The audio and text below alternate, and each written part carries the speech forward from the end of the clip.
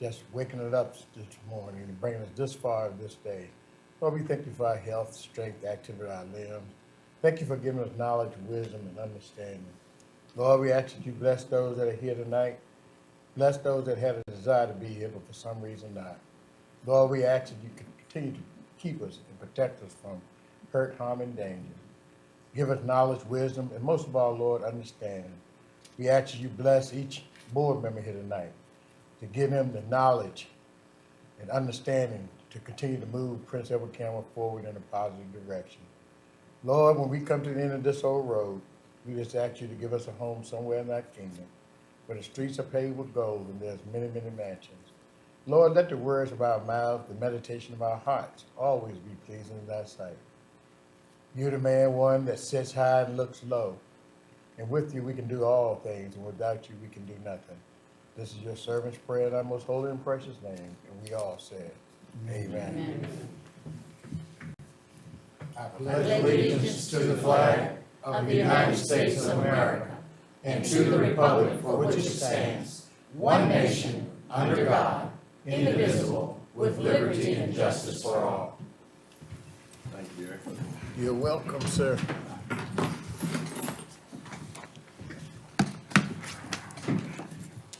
I'll ask now if there's any conflict of interest by any of the members.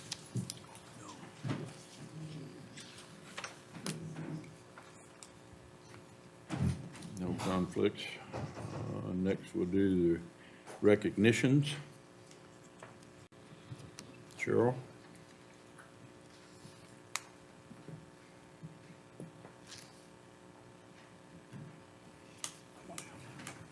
Recognitions are the opportunity for the Board of Supervisors to recognize achievements in our community with a focus on the accomplishments of students, employees, and our citizen volunteers who serve the county of Prince Edward.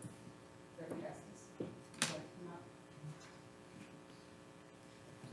All right.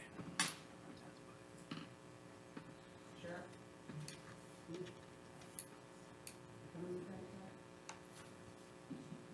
Whoever.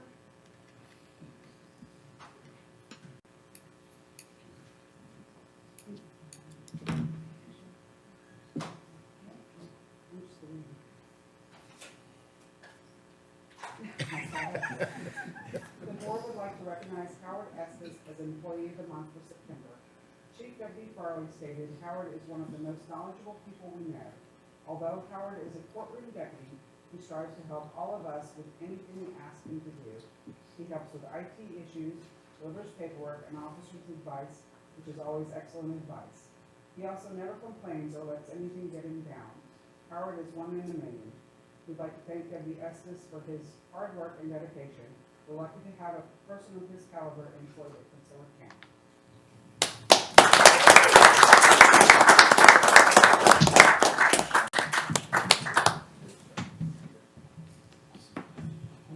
He's a pretty good turkey caller, too.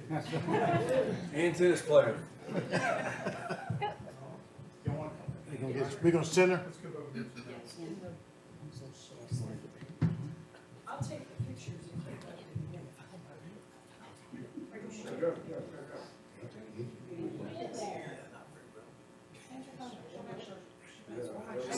They got room for one more. Worst case scenario. Hey, you doing all right? You gotta have a sweet with him.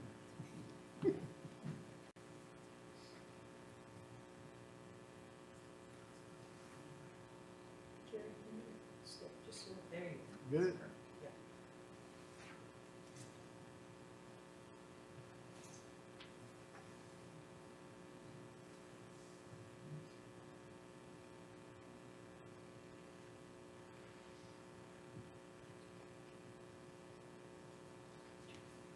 Good.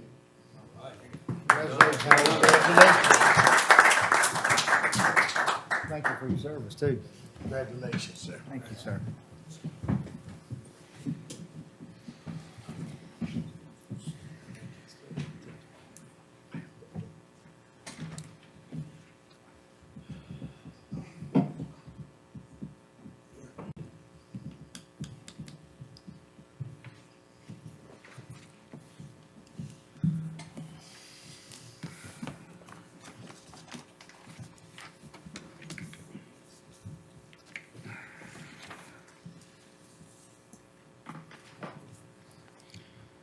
Moving on to public participation now. We've got two people that have signed up.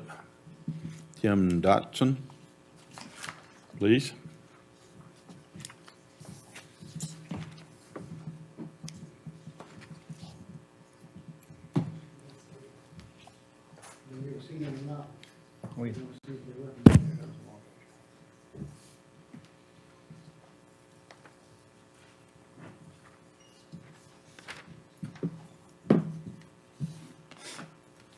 My name is Tim Dotson from Burkeville.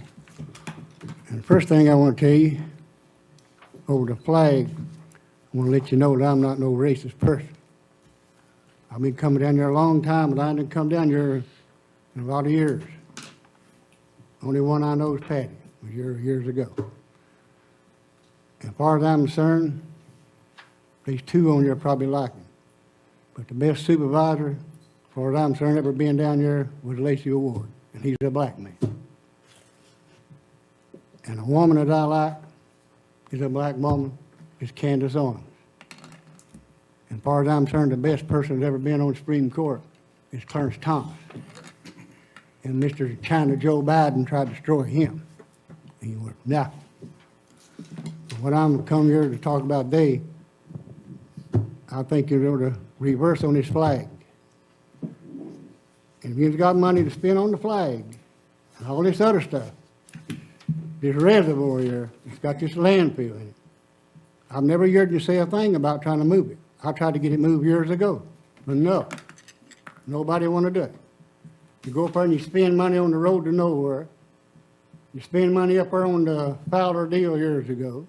The hotel, nothing happened. All money thrown away. And they just keep on spending. And if you're going to sell this water, I got nothing against selling the water at all. But we need clean water. Down the road, they'll say, well, we got cleaning plants and you got all this mess, whatever. What do they do in Michigan up there? Yeah, DEQ and all of them do this, they do that. The government ain't worried about us citizens. 20 years down the road, young'uns born and something wrong with them, you got health problems. I guarantee you they ain't gonna say the water done it. So I think the water needs cleaned up before you go any further. And I'll tell you right now, everybody's gonna know it, because I'm gonna put this map out everywhere. And I'm gonna be calling a lot of the environmentalists, everybody that I can. If men can do us on that flag like that, I'm gonna fight back on everything else. And anything goes on here from here on out, there'll be sometimes I can't come. People won't come down there and speak up because they're scared. You're going, this is gonna hurt them, and this is gonna hurt them. But I don't care, one bit. And from here on out, anything goes down, I'm gonna make sure people knows, because I put it on the internet. Thank you.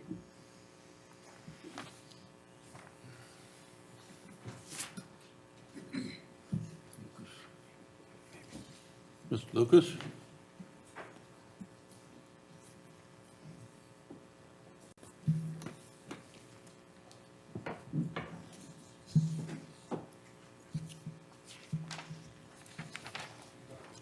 Good evening. My name is Michael Lucas, and I live at 2065 Backhampton Sydney Road. And that stretch of road from the town limit to Hampton Sydney, or Five Forks Road, is really having a lot of issues with people speeding on it, and it particularly in areas between the town limit.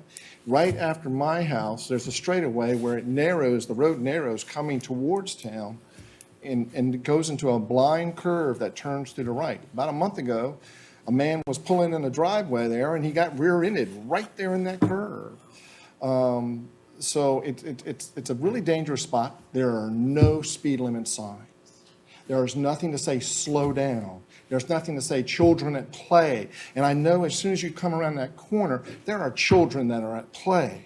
So if there's somebody here with VDOT and can do something to make a note of, we need some signage there to get people to think about where they are and slow down before they get to town. And those that are exceeding the speed limit leaving town, since it's only supposed to be 45 miles an hour through there anyway.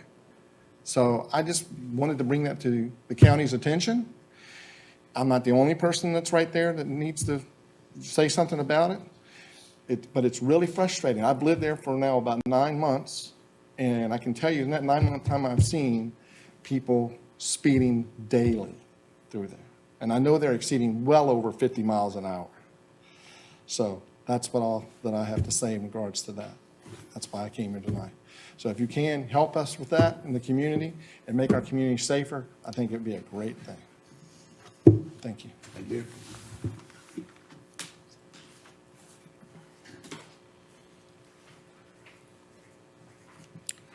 Anyone else online who would like to speak? No? That's only two we have on the list. Move on to the Board of Supervisors comments. David? Just like to say thank you all for being here on this wet night, and thank you for your comments. Please don't hesitate, as I've said several times before, if you have an issue, let us know. And I think everyone has my phone number, so let me know if there's anything going on. Jerry? Thank you for being here, as always. Harrison? Yeah, I echo David's comments. Thank you for being here despite the storm. We appreciate your feedback. Thank you for holding us accountable and making us aware of those issues that we may not have been aware of thus far. So we appreciate that, and we appreciate your input. Eddie? I'd like to say thank you. I'm very excited to see the Mary Branch Culture Center here tonight. Welcome all. Welcome to everyone else. And again, thank you for coming despite the storm, and our town manager and our health department. So we thank you all for being here this evening. Shannon? I also want to echo what people said. You know, this is how we learn about issues, is a lot of times that we may not know them until you bring them up, and we thank you for coming. Good evening, everyone. I agree with the comments by my fellow associates. Thanks for coming. Bill? Yeah, thank y'all for coming. Hope you had a good day and hope we have a good meeting and get a lot accomplished. So thank y'all for coming. Echo the same comments. Glad to see everyone, and I hope we can do the best job we can for everybody in the county. Thank you. Next, we have a consent agenda. Any comments on that? Make a motion that be approved as presented. Motion made. Second. Motion made and seconded. Bill? So, The consent agenda? don't say anything good. Yep. Dessa? Yes. Cannon? Yes. Patty? Yes. Harrison? Yes. Jerry? Yes. David? Yes. My vote is yes.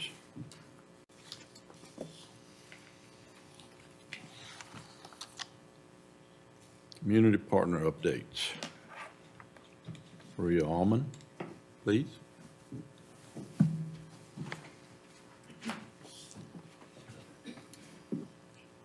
Hello, I'm Dr. Almond with the Public Health Department. When I took this position as the Piedmont Health District Director in October of 2021, the health concern that continued to dominate all discussion and all attention was COVID. Today, in 2023, COVID continues to remain on our radar. Surveillance is heightened with monitoring of our emergency room visits, hospitalizations. Outbreaks do continue with weekly occurrences in any place that we gather together, our congregate settings, our correctional facilities, our nursing homes, our long-term hospitals such as Piedmont Geriatric, our ICE facility. We do see these outbreaks. Wherever people gather, we share our microbiology. We just do. And so we, VDH, are charged with watching, reporting, and advising ways to reduce those risks. Here in Prince Edward County, we've been in discussions with the town of Farmville to introduce wastewater surveillance so that we can do this in one of the most unobtrusive ways possible by simply looking at what we put out as a society. We hope that will come into fruition within the next few months. We prepare for the possibility of threat, hoping and working to ensure that it won't be a crisis. And right now, that threat from COVID-19 is much, much lower than in years past. This is in large part due to the wonders of our immune system. Our Our immune systems are effective not only in acute response, but they hold really strong memory. We see this when we look at the numbers. Since the start of the pandemic, we've had 344 deaths across our entire district. That's 344 lives, community members we have lost. But in the last year, that diminished to 27. And in the past 13 weeks, we've had only 3 deaths. But they are 3 deaths. They are 3 deaths in our most vulnerable population. And this is the population through which we need to work to protect, all of us need to work to protect. Our hospitalizations are also really minimal. There was a news article that required a correction, but they are minimal. Over the past 13 weeks, we've had 31 hospitalizations across the district of those who live here in this district. 28 of those were in those who are 60 years of age and older. Can you refresh our memory about the size of the district? Yep, so that's about 100,000 people, and we cover 7 counties, all surrounding Prince Edward. So from Amelia, Cumberland, Buckingham, Prince Edward, Charlotte, Lunenburg, Nottoway. Thank you. Mm-hmm. And I apologize, I don't have specific Prince Edward data, but the numbers are so small that at this, to record them is, decreases the anonymity. And so of the hospitalizations, though, they are rising. Almost half of those have been in the last month. So we are seeing an increase. But I will tell you, it is low, and it is something that we can absolutely manage within the constraints. But it is not only lives that we strive to protect, but just the quality of our health. And this is where vaccinations come into play. For COVID, for flu, and this year for RSV. These are 3 fall vaccinations that are necessary for those who are most at risk. Today, actually, the CDC recommended a new COVID vaccine, just signed off on it hours ago, for anyone 6 months of age and older. This is the same as for the flu, annual recommendation for everyone 6 months of age and older. We recommend these vaccines broadly to reduce severity of disease, to prevent post-viral syndromes such as long COVID, and to protect those who are most vulnerable. So even when we are not dying from these diseases ourselves, we protect our community as a whole. And it's very important. We are required to take flu as healthcare providers to protect those for whom we care. We ask the same for our community. Whenever we come together again, there is a risk that we will pass on all sorts of illnesses. But we must come together. It's necessary. It's healthy. We're here tonight to work together in our community, and it's our job to also reduce the risks to each other. One big victory that we had this year was in our school-based vaccines. We don't yet have the school immunization data, which they are required to submit, but we do have our health department data. Compared to 2019, from the period of June to August, to this year, we had a 173% increase in the number of vaccines that we were able to give.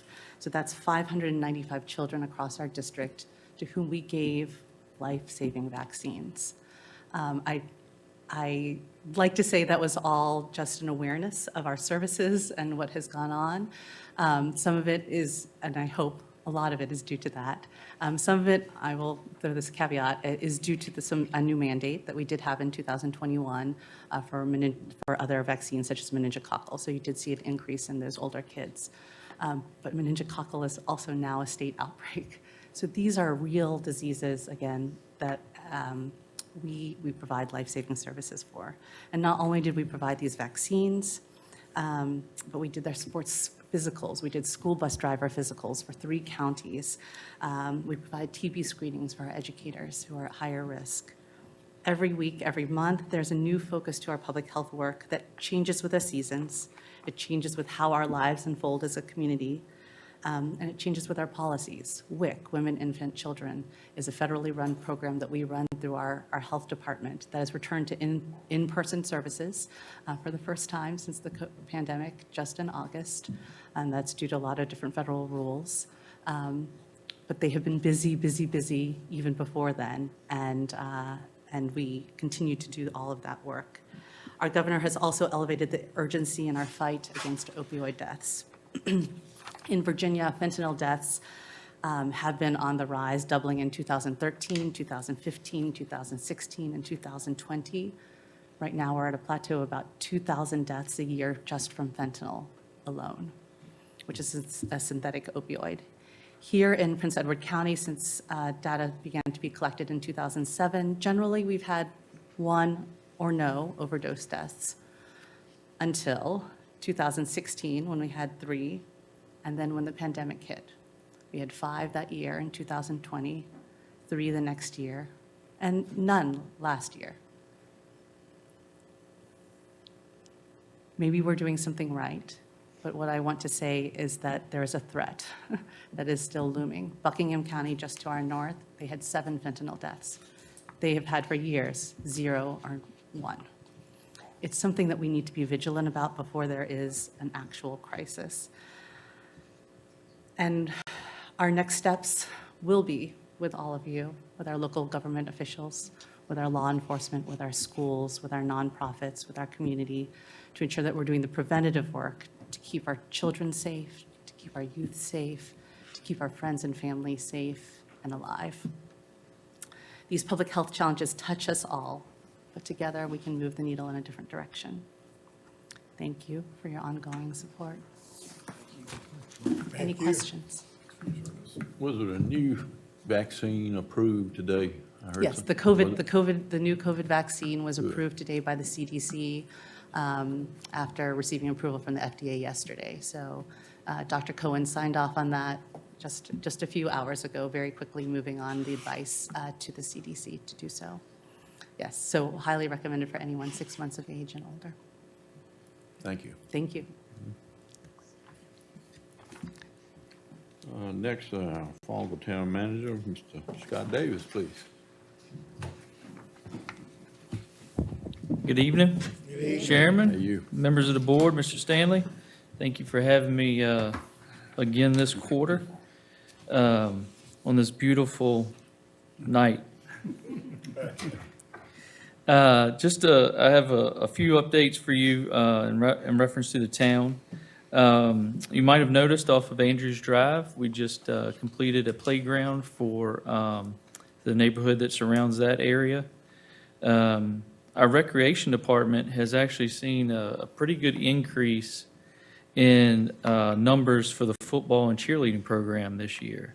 And many of those that participate are obviously Prince Edward County kids, by far more than probably the children inside the town limits. But those programs have increased almost, I think, football itself is almost at 150 participants this year, which is rather large. The town should break ground this month on the new splash pad at Lions Park.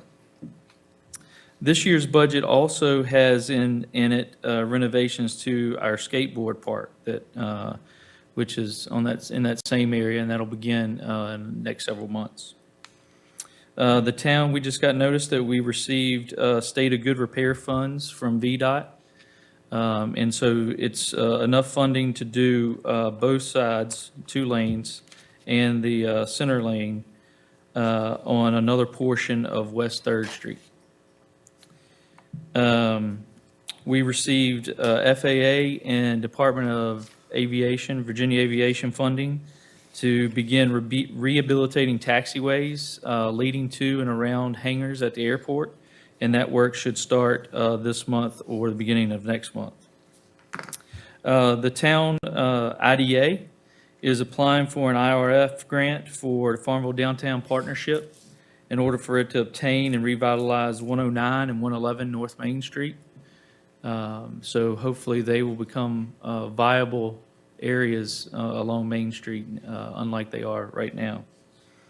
The county administrator and I are continuing to work with Mary E. Branch Heritage Center, so it's nice to see them here this evening. We'll see them tomorrow night again at the town council meeting. And then Doug and I continue to work with partners in our public safety in order to look at combining our emergency operations center to have all of our emergency communications under one roof.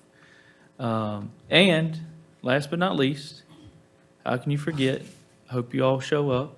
Enjoy your Saturday at the Heart of Virginia Festival and be part of that with us this weekend. Any questions, comments?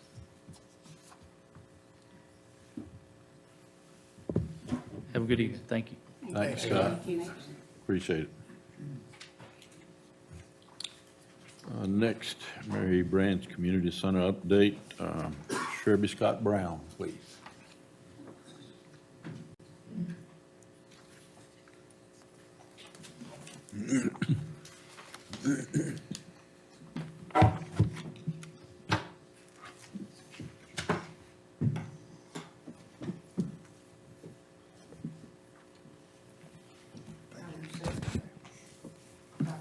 Thank you. I'm fine. Thank you. Thank you. Thank you very much. Thank you, ma'am. Thank you, ma'am.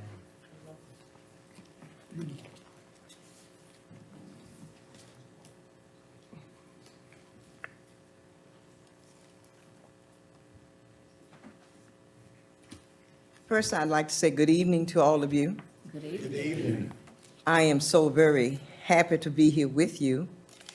I am Sherby Scott Brown, the spokesperson for Mary E. Branch Heritage Center.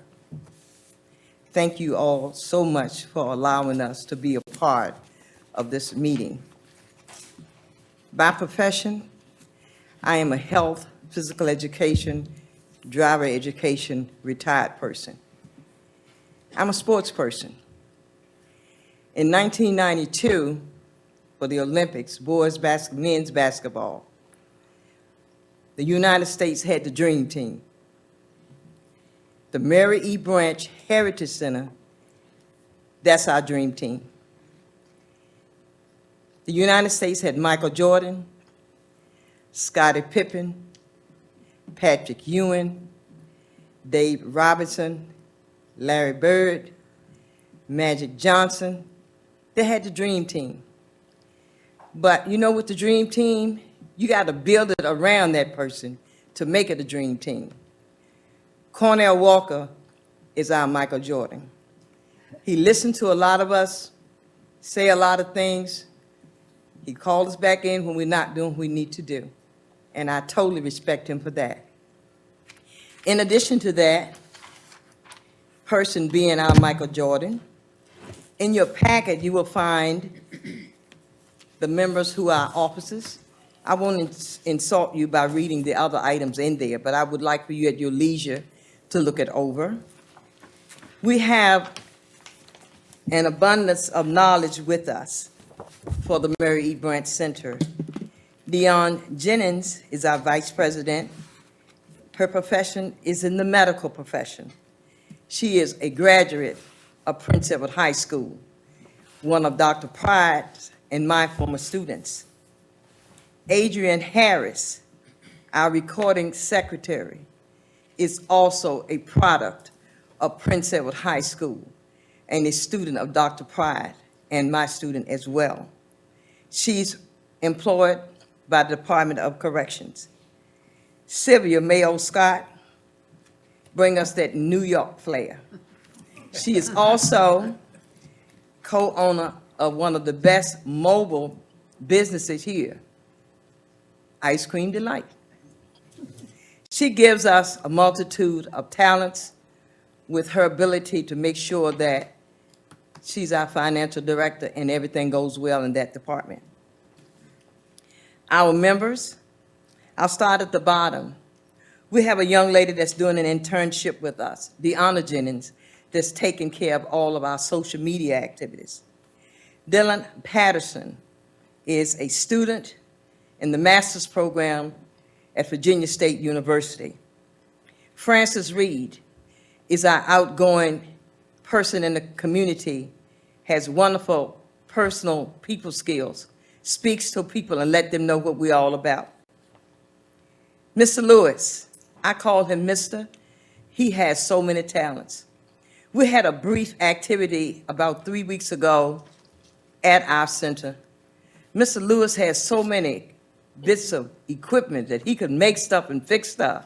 So I said to him, wow, Mr. Lewis, I think you know a little bit about it. He said, not much, but what I know, I know. That's the way he is. Alma Sprague's, when you look through your packet, you're going to see a multitude of very colorful handouts. That's her work. She's a multi-talented young lady, does a great job for us. Taurus Ward, principal person, New York City, retired police department, a graduate of Prince Edward County High School, wonderful young person.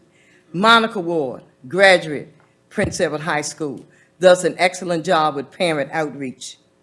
Elsie Walker, our historian, knows a little bit about everything that goes on in Prince Edward County, and that makes me very comfortable.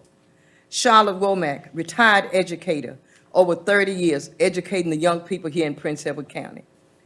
Wonderful person, a person that will tell you just like it is and let you know what's going on.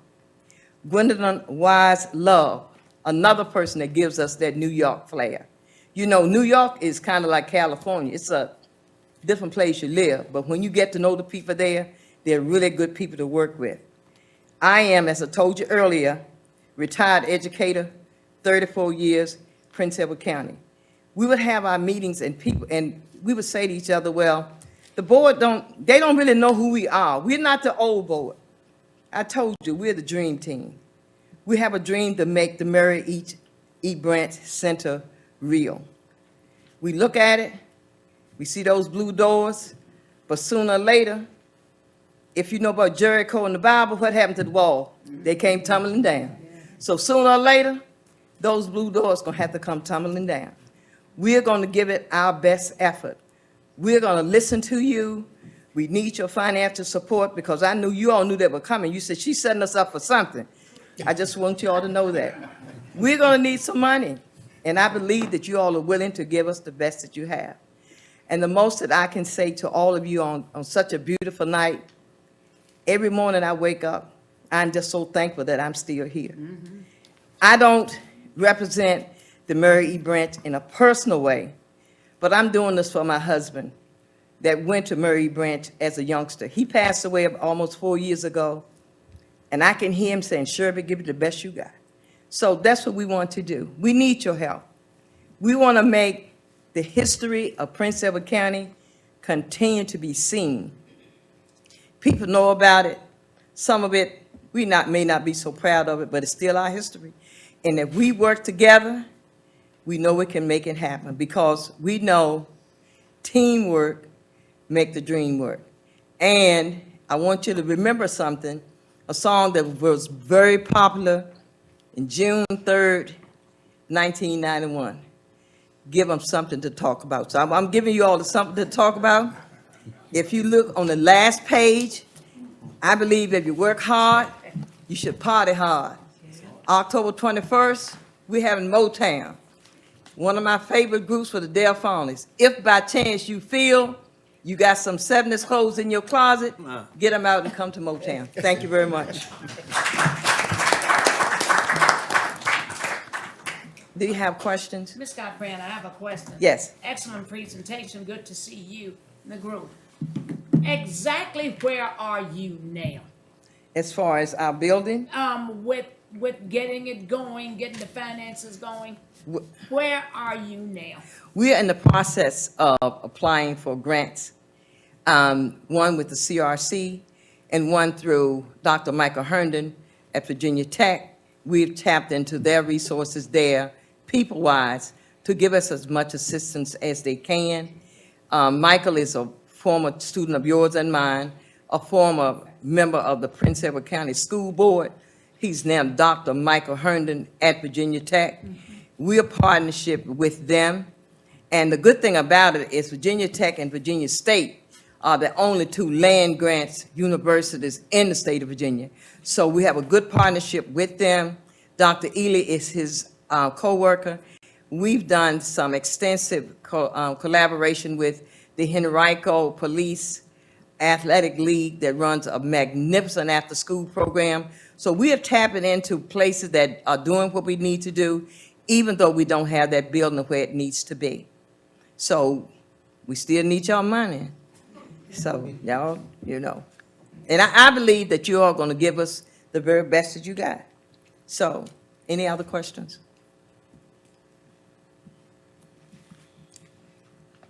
I do appreciate your attention, and when you get a chance to look through your packet, I think you will enjoy what you read. Have a good night. Thank you. Thank you so much. Thank you, Ms. Brown.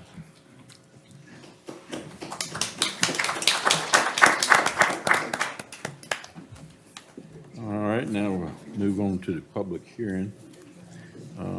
Robert Love, please.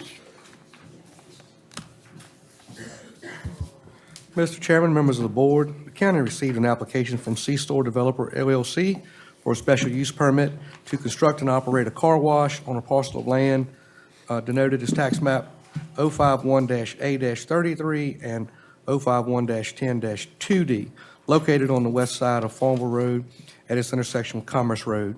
If you'll note from the site plan that you have in your packet, this is right adjacent to the Wawa property, so this is right beside them, between them and Lowe's. This parcel is commercially zoned, but a car wash does require a special use permit in order to be permitted. This public hearing was advertised properly in the August 30th and September 6th editions of the Farmville Herald, and you have that advertisement along with the list of adjoining property owners and the letter that was sent to the town, since this is within a half a mile of the corporate limit. Planning Commission held their advisory public hearing in August, and no one spoke in opposition, and the county has received no correspondence in opposition of this application to date.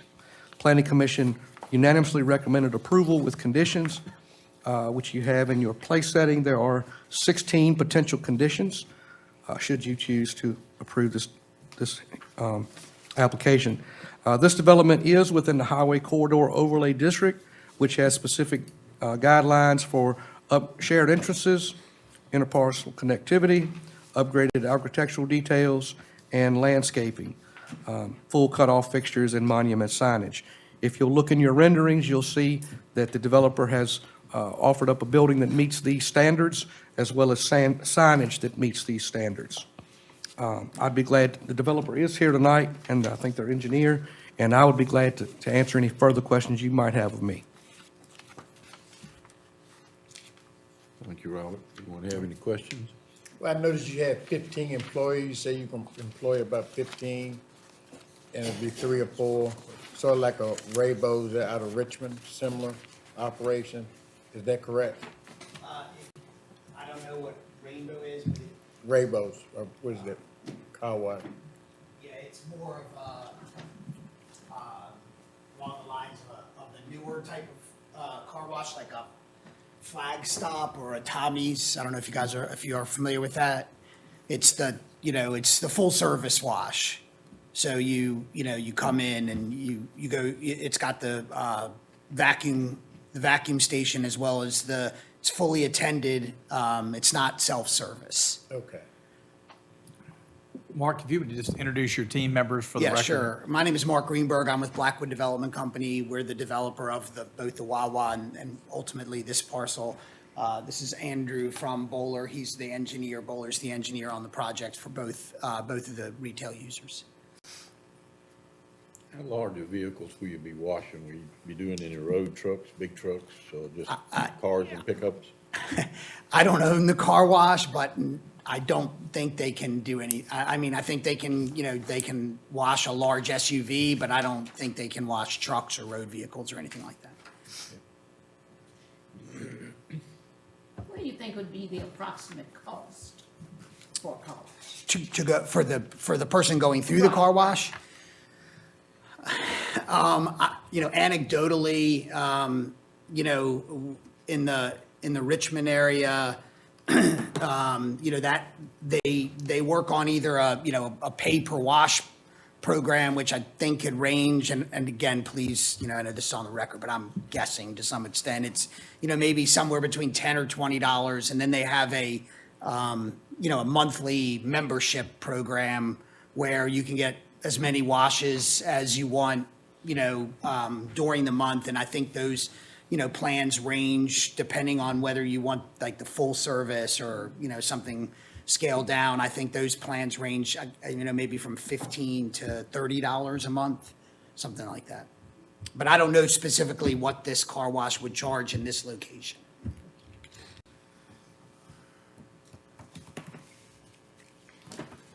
Anybody else have any other questions? Mr. Chairman, if I got a question, if I could. I guess, I don't know which one of you can answer this question more. I know interparcel connection is important in an overlay district like this. I know we've got some topography issues. Are we going to be able to get an access into the Lowe's lot? We are providing the area for it. Okay. As required by the code, but we're not actually building that connection. We don't have the right to, but we are providing the area to connect if that would ever become a possibility. And we are, the car wash and the Wawa share, a single entrance on both the main road and the side road.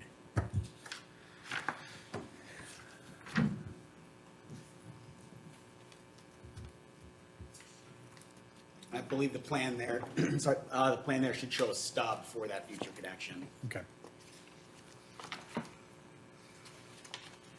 I will make a motion that we approve the special use permit with the listed conditions. still You got got one more public question? hearing. Oh, I'm sorry.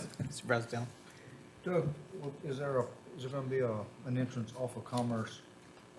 There is an entrance off of Commerce into Wawa and hence into the car wash. But it will Yes, be sir. on the wall. I couldn't. Yeah. find So you it. basically have one entrance out on 15 on Farmer Road and one off Commerce. Yeah, at the very back of our site. The entrance off Commerce is at the very back of the site. Page 89. There's one. I'm trying to find it. Thanks, sir.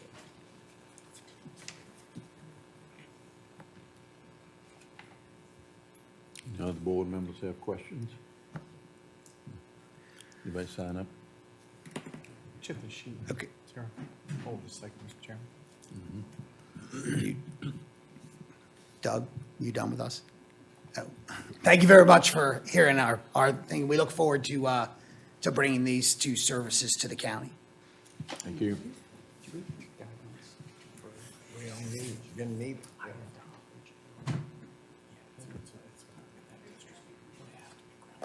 No speakers. No. No speakers. Anyone called in? No? All right, Jerry? Make a motion to approve special use permit. Hold up just a minute. We need to You got a close it. question? We Please need to close it. close the public hearing. Close the public. I got you. Got it, David? Got you, Terry. Yeah. Yep. You can go ahead and make a motion now. I make a motion to close the public hearing. Second. Second. Motion made, second. That has to be done. David? I do, yes. Jerry? Yes. Harrison? Yes. Patty? Yes. Ken? Yes. Dessa? Yes. Bill? Yes. My vote's yes.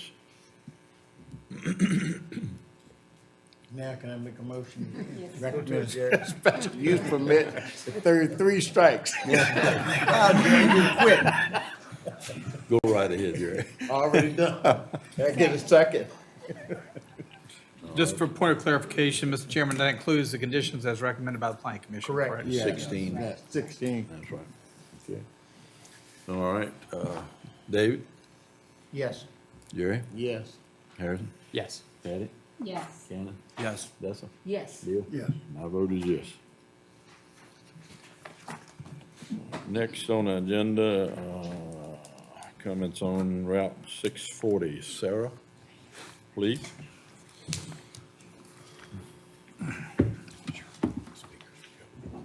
Good evening, Mr. Chairman and members of the board. On page 103 in your board pack is the introduction for the public hearing on through truck traffic on Monroe Church Road.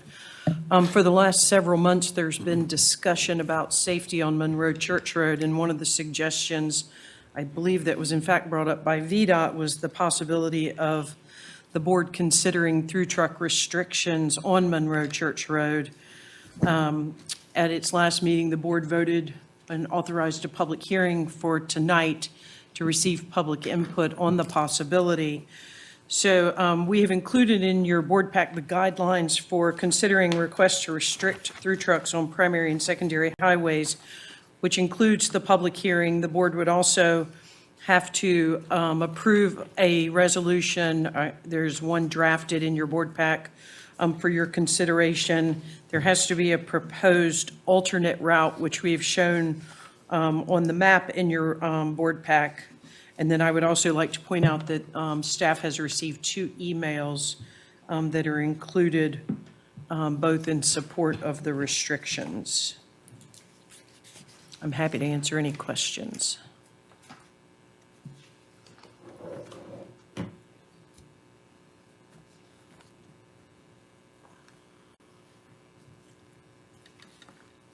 Anyone have any questions?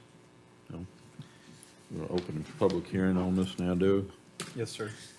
And we have several people that have written in. Scott Brown, please. Mr. Brown? She spoke previously. Oh, okay, okay. Oh, I see. Monroe Church. Yeah, that's next one. Paul David. Masterton? Yes. Yes, sir, please.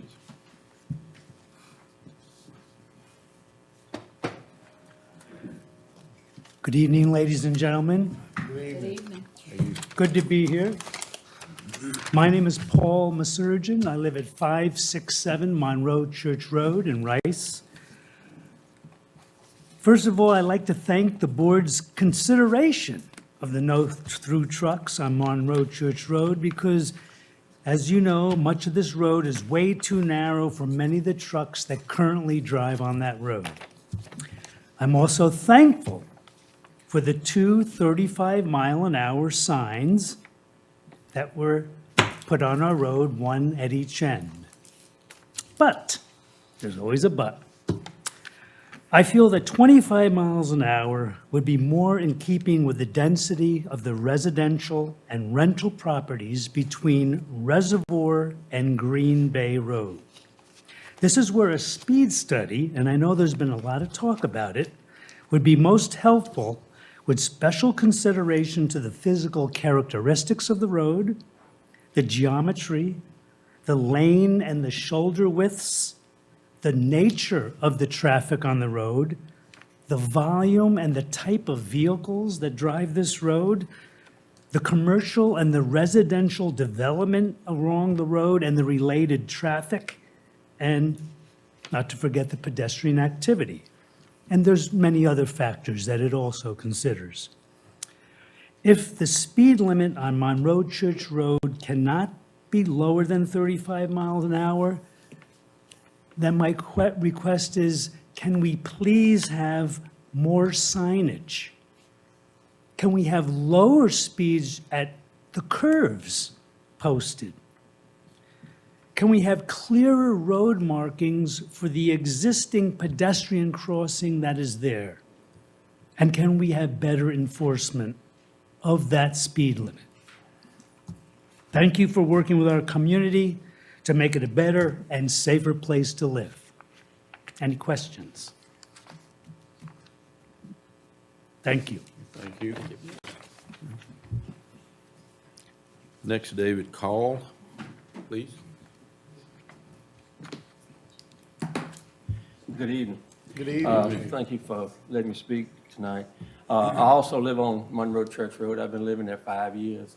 Most days, I jog 5 miles on that road. I still think that road is too dangerous. I'd written 2 letters. The first one was to Mr. Jenkins a few months ago, and he called me, and we talked like 20 minutes. I appreciate that. And then I was jogging one evening, and I saw 35 miles an hour. Thank whoever made that happen. But I still think that road is too dangerous, and I'll tell you a little bit of why. Because, and I'm not a spokesman for the Sandy River Adventure Park. I don't work for them. I just live on the road. But, you know, they say if you build it, they will come. And they built it, and they're coming. They get a lot of people there, and I just want to talk about the reality of that road and that place. All right, now, on one side of the road for the Sandy River Adventure Park is 3 driveways. They have the distillery, the home, zip lines, cabins, music events, haunted trail, parking, the restaurants coming, and the food trucks. Special events, they have it more often, and I mean big special events. They have the livestock, canoe rentals. Then on the other side of the road, they have 2 entries. They have the pool, the pavilion, the yoga classes, and the different type classes. They have the teepees, the fields, the kids' play area, the parking, also parking lots, parties, and events. So it's on both sides of the road. So people are constantly walking from side to side, kids, and some of the people come with the kids, you know, they keep right up with them like helicopter parents. Some of them don't. Some of them send the kids there. Some of the things I've seen in the 5 years I've been jogging, I mean, I don't even want to go into tonight because we'll be here till tomorrow. Some of the dangerous situations I've seen. But the part of the road I'm talking about, I also think needs to be slowed down to 25 miles an hour, is from Green Bay Road to you turn on Reservoir Road, and it's 0.9 miles. All right, and some of the things about that part of the road, when you first turn on that road, for 1/4 of a mile is the Adventure Park's property for 1/4 of a mile, with 5 driveways and 3 curves that you cannot see around in that 1/4 of a mile with all this crossing back and forth. And then you go up the road a little bit, one little straight stretch, like 1/10 of a mile, is my driveway. It's over a hill, and when you come into my driveway, you can't see really what's coming. And then when I pull out, I go right into a curve to the left. I can't see what's coming. And then I get to where they live. It's another hill, another curve. And then you go down the hill towards the Reservoir Road. It's probably another 3/4 of a mile. And and I got pictures I'll give them to y'all, but it's trees within 2 feet of the highway, and I mean trees this big around within 2 feet of the highway. The part of the road that I think it should stay the same, and I'll be just a few seconds, is it's like 0.8 from Reservoir Road to 460, and the width of that is 21 and 22 feet wide. The parts, it's like 3/10 of a mile where the trees are almost in the road, and the banks and the bushes are right up to the road, and it gets down to 16 and 17 feet apart. 16 feet across that road, that's all you got. And a tree on both sides of the road, 2 feet from the road. You know, I'm surprised there hadn't been more accidents. I just wish somebody would consider slowing it down to 25. And then the road that goes down to the river itself, you're only talking 0.5 miles, and that's just one curve after another all the way down. Why not lower that to 25 and have an area that people could really enjoy that come from all over the country to this place? Because I'm sure a lot more people would walk and bike than what they do now if this road was safer. Thank you for your time. Thank you. Thank you. Thanks. Next, Brad Watson.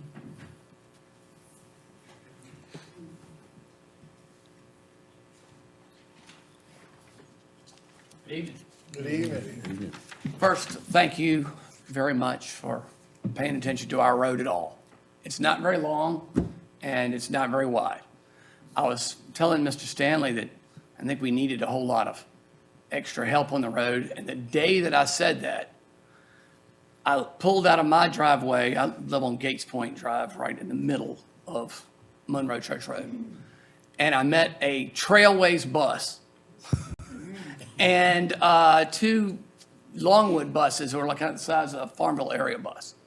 I've never seen that before, but I met them right in that 16-foot wide area.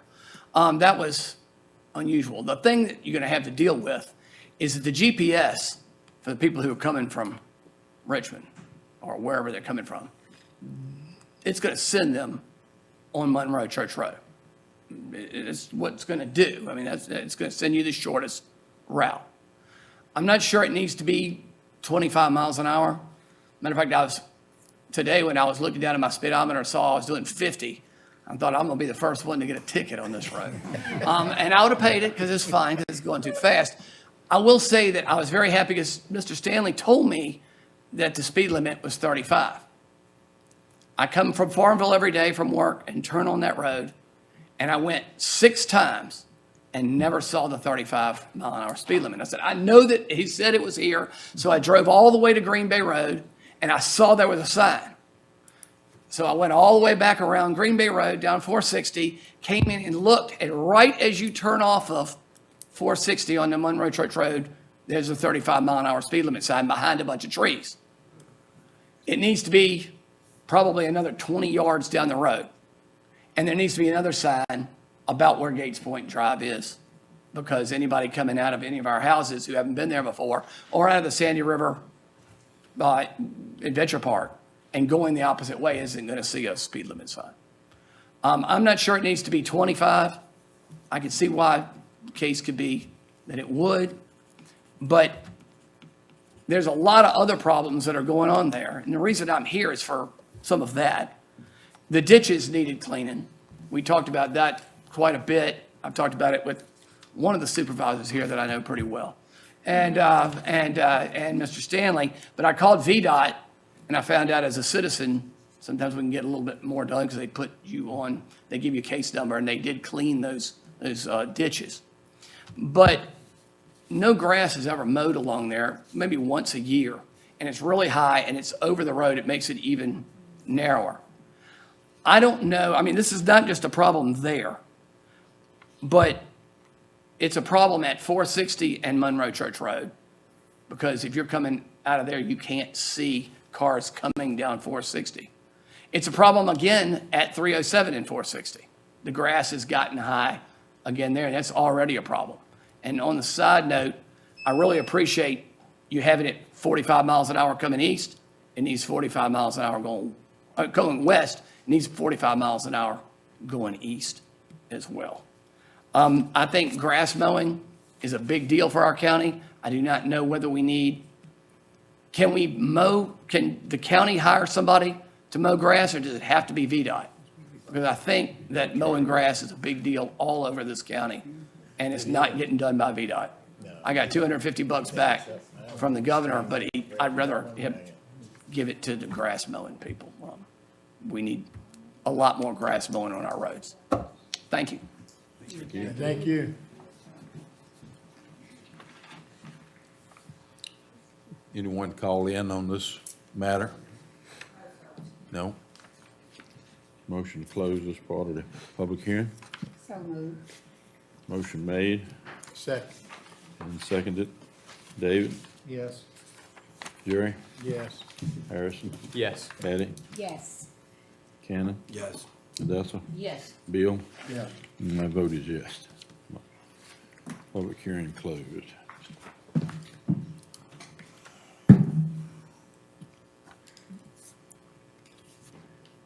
To make a comment,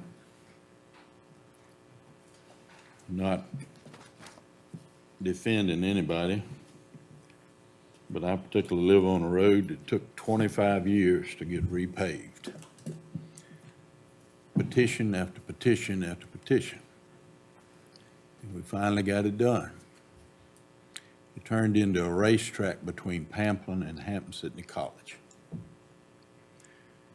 And this year, I've had conversations on several roads with VDOT.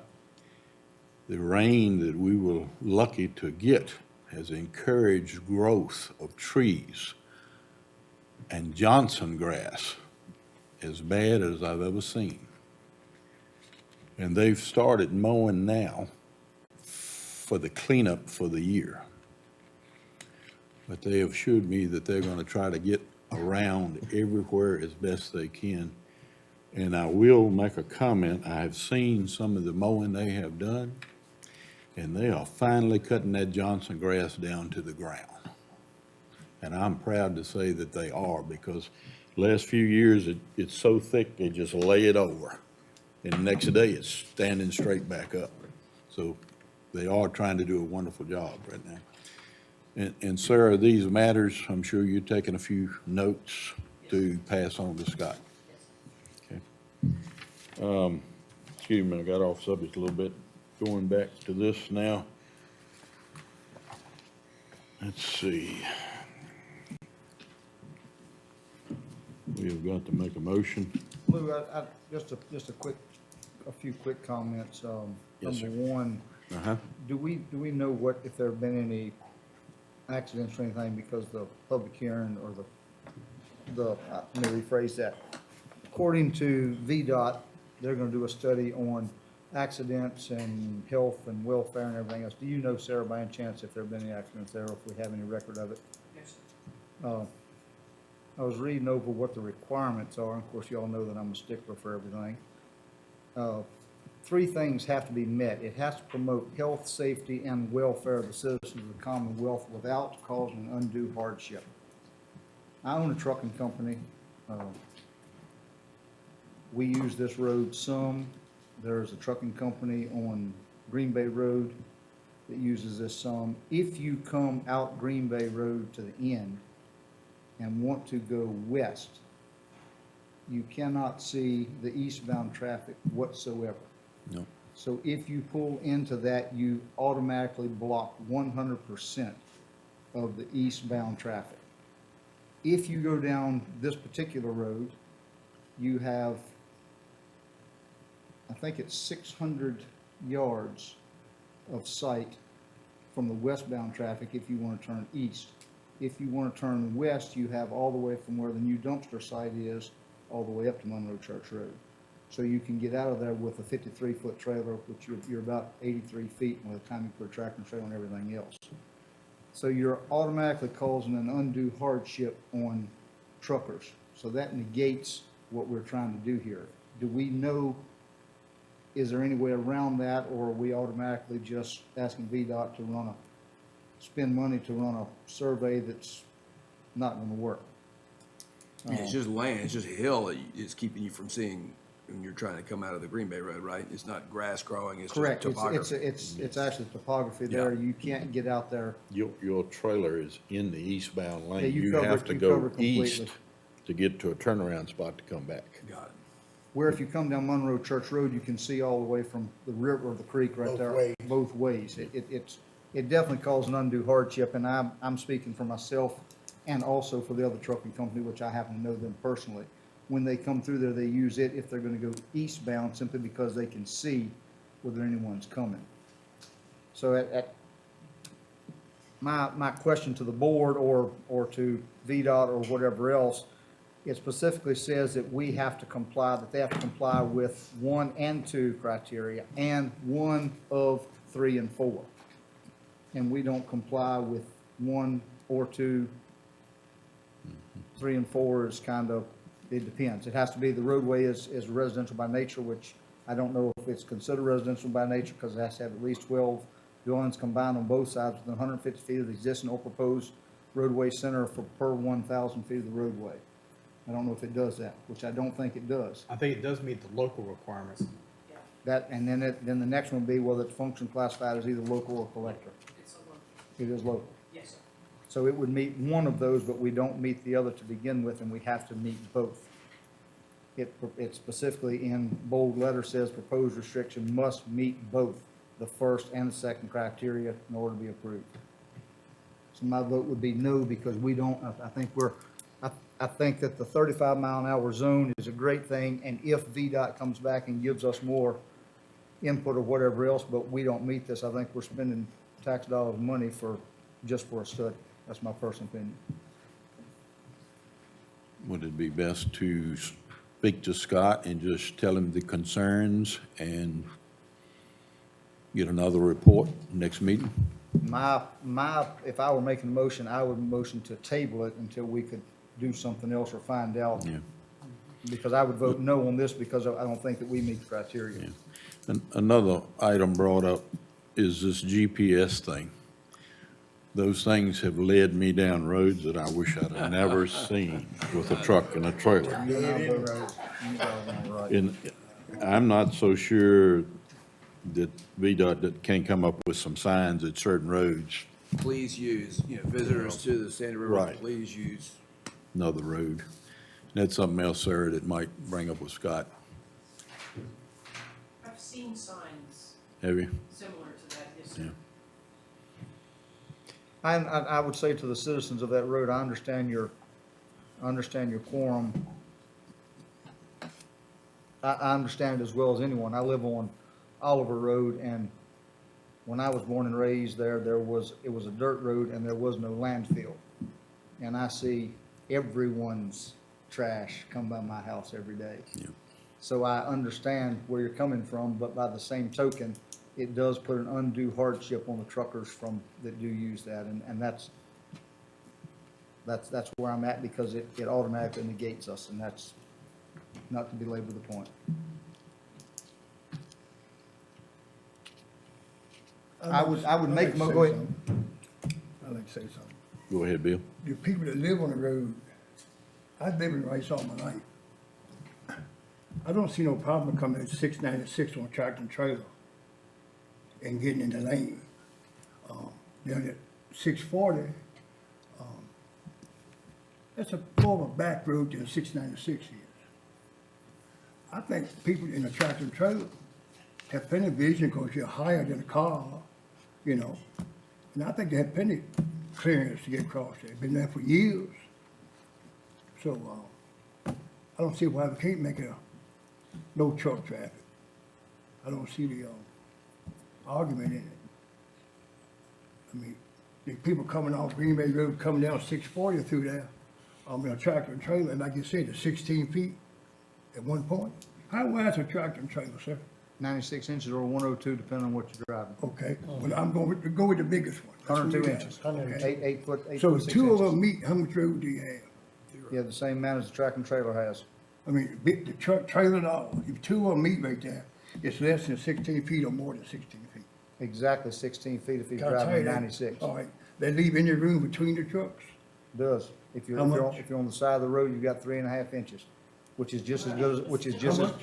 3.5 inches if you're on the Mirrors side and of the all, road. mirrors and everything. As you said to begin with, the mirrors on the tractor and trailer above the car, so they don't come into All play. right. But I mean, two trucks meet, I mean.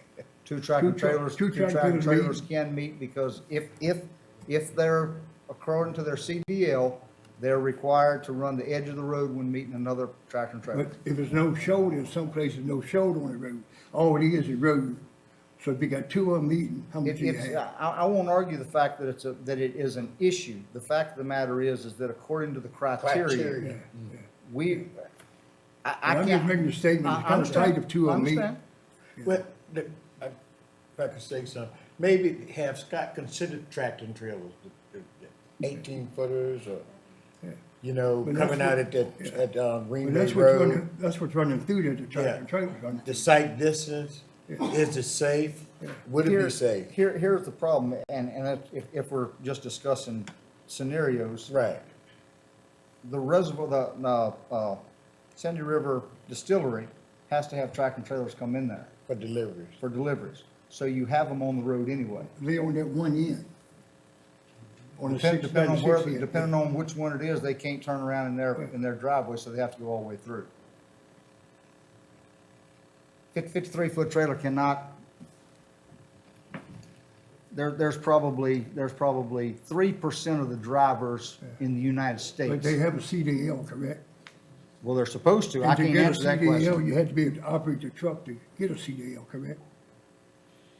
You have By to law- take. by it- law, sir. You have to take, no, by law, Yeah. just by getting your license, you can go there and get it without ever, you don't have to back up or you don't have to parallel park or anything else, no. Not with a CDL. If you got a class CDL. Class A You have to be able to CDL. operate the truck. Correct.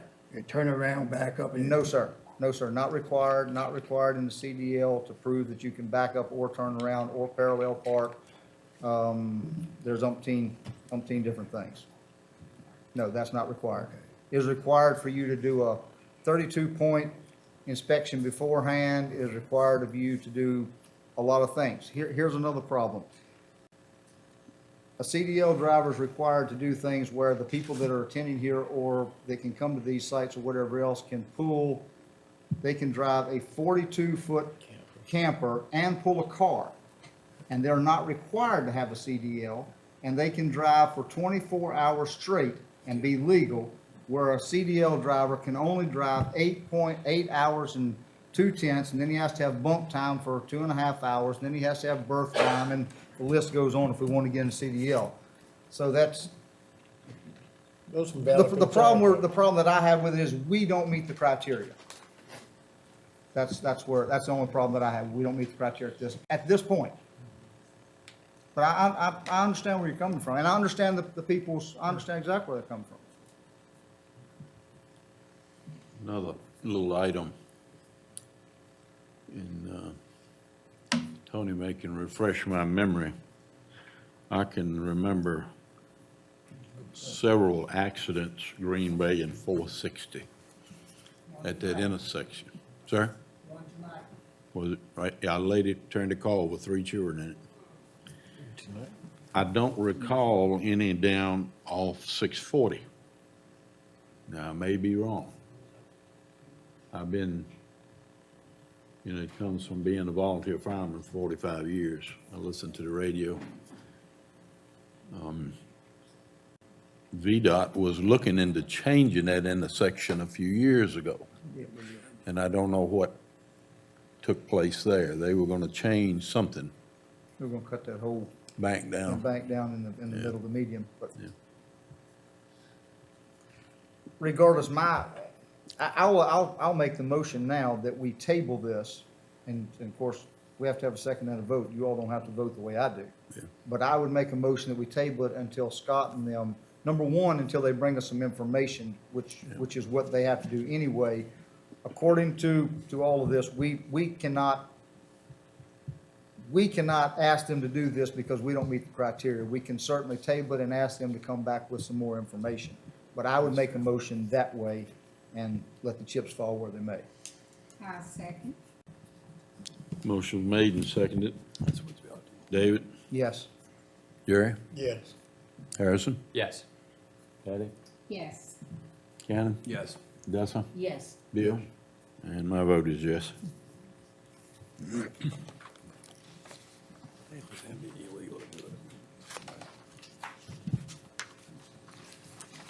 Let's see. Next, Community Policy Management Team. Kim? Mr. Chairman, Kim is unable to be here tonight. Ms. Santina Bagley from Crossroads CSB will be filling in for Kim. Ms. Bagley, please.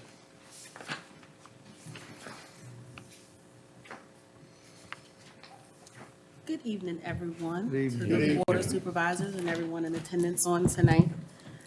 I bring you greetings from the Prince Edward County Community Policy and Management Team.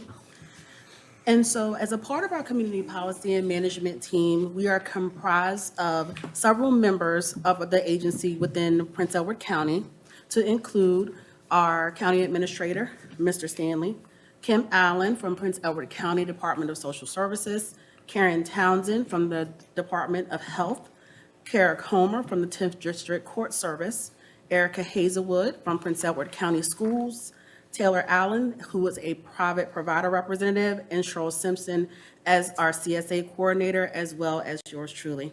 I do apologize. My name is Santina Bagley. I am the Youth and Family Services Coordinator, and I am with Crossroads Community Services Board. And so as a part of the Community Policy and Management Team, per code, it is required of us to provide cooperative efforts in each community to better serve the needs of troubled and at-risk youth and families, and to maximize the use of state and community resources. So it is our vision that we strive to be a leader in improving outcomes for children and families, facilitating the highest quality collaboration between community organizations, and maintaining high standards for sound fiscal accountability, and responsible for the use of taxpayer funds. And with partnering with families and all of our CSA stakeholders, that we would like to implement best practices to continually improve the health of children and families and the whole community. So we work in conjunction with the Family Assessment and Planning team. And so between those two teams, FAPT, as well as CPMT, it is our goals to just provide support and resources for our youth. So as you know, we are living in a day and an age where many youth and families are struggling with both mental health, behavioral health, and substance use concerns. A lot of times you may think, well, if you have insurance or something of that nature, you can just go and receive services. But unfortunately, especially in rural communities, a lot of services are not accessible. And some services cannot be funded through an insurance provider. So as a result, that is the importance of this CSA team that we have to include CPMT, is that they are able to look at other measures, other resources, other avenues that we have within our communities and bring them to our families to give them the best chance at being successful that we can. And we cannot do that without your support. So we thank you so much just for continuing to support us. One of the things that we have developed in our strategic plan is that we would like to continue to be a clear resource as well as stand and be a presence for the Board of Supervisors and other community partners. So this way that you know who we are and we know that who you are. So we appreciate your time, we appreciate your support, and we appreciate you all continuing to work with us as we better serve our families within Prince Edward County. Thank you all so much. If you have any questions. Thank you. Good job. Next, highway matter, Sarah, please.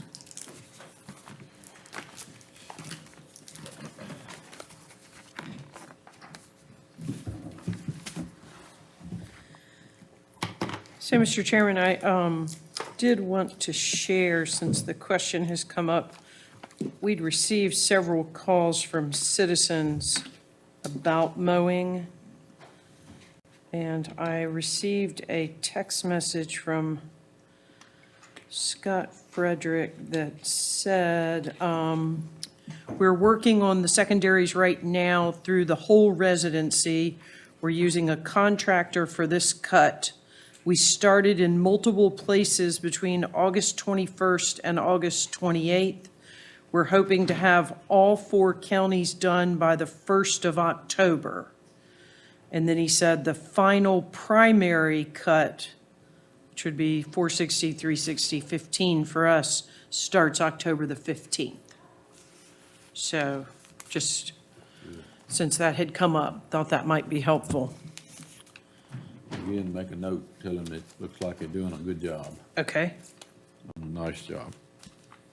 I had spoken with him about the specifics that you shared with me last week. I'd sent that to him. Thank you, thank you. Anyone else have information to pass on to Scott? I got 2 little things.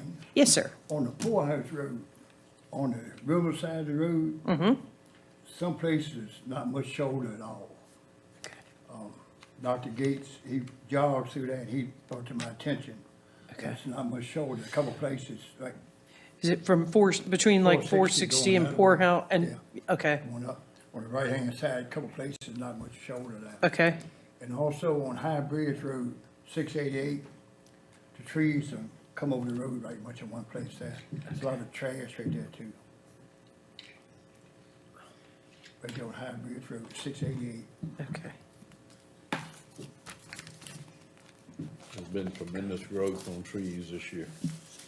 It's places on our road, the trucks hauling hay, lumber, they've made nice tunnels. It's carved it right out, even the imprint of the mirrors. But they've gotta get it back. You know, it's really, really growing. Green Bay and Levi, did he ever do anything with that? He didn't, that was last month.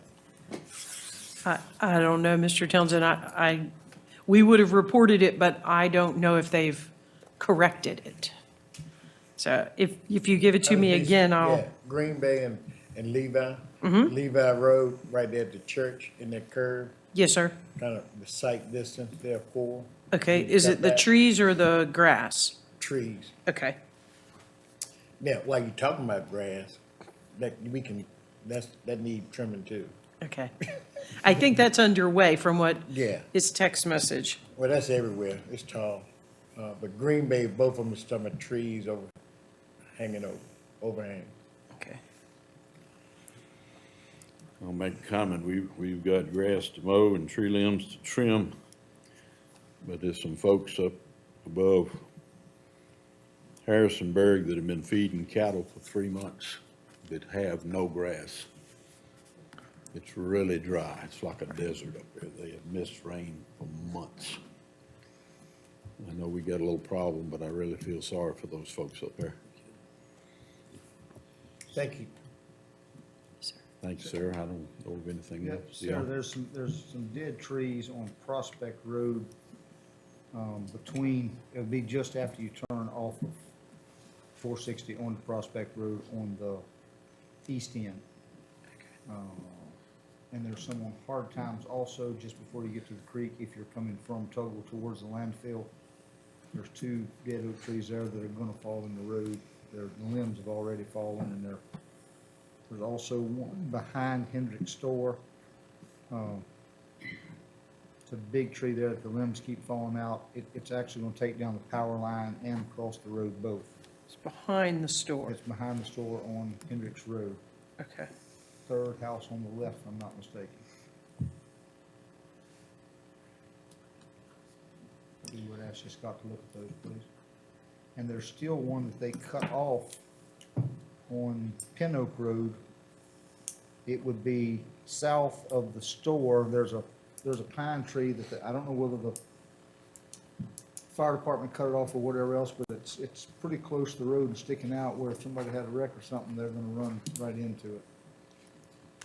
It would be south coming, of, it would be south. It will be going towards, Five Forks Road. before or after Rattler's Branch? Before Rattler's Branch. It's straight across from the ball field, as a matter of fact. Okay.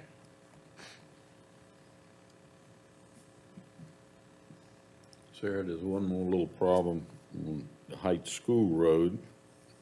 It's not very big, but it's a hole in the road. I think a culvert is given out, Oh, okay. and there's not an address there, but Larry Whitehead Uh-huh. is probably the closest resident, and it's from there toward Pamplin.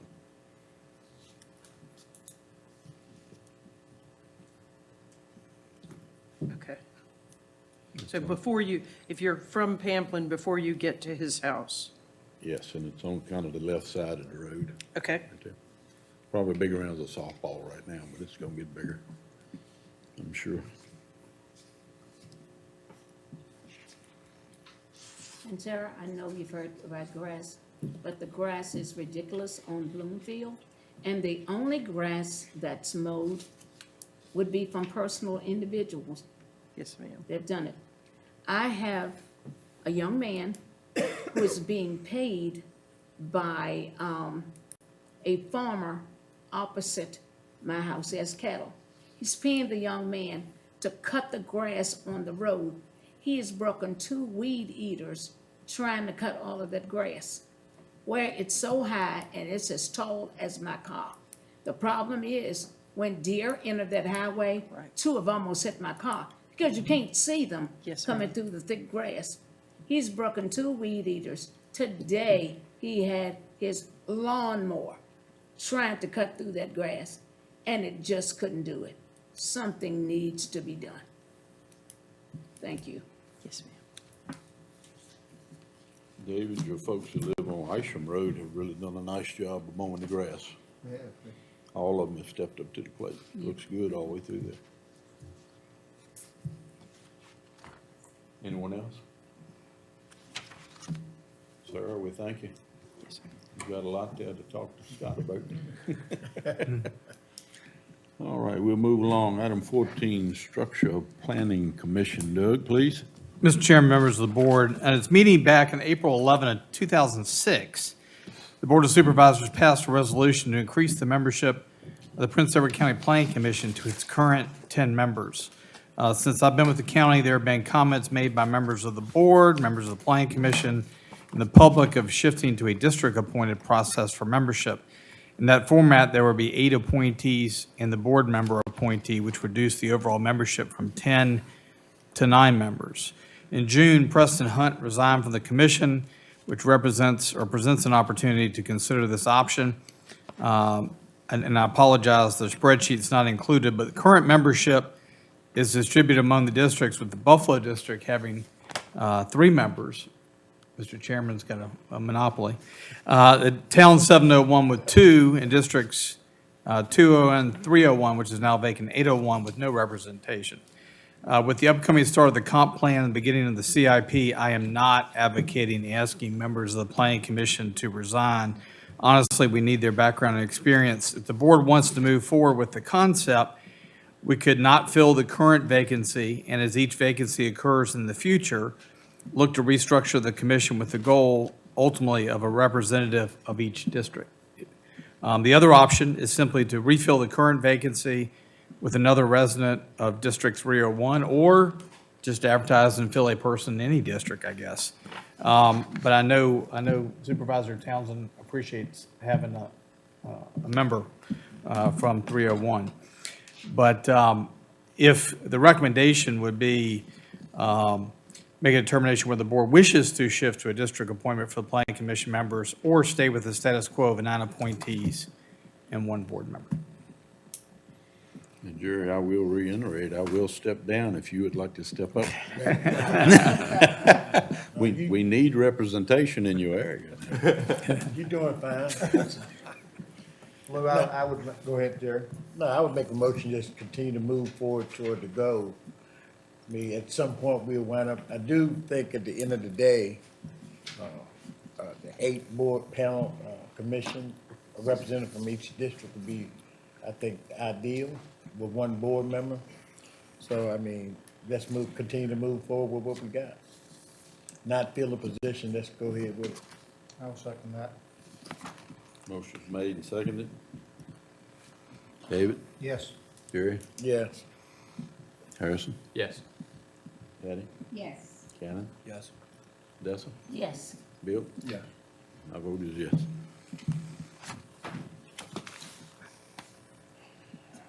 Let's see, 15, citizens volunteer vacancy. Sarah?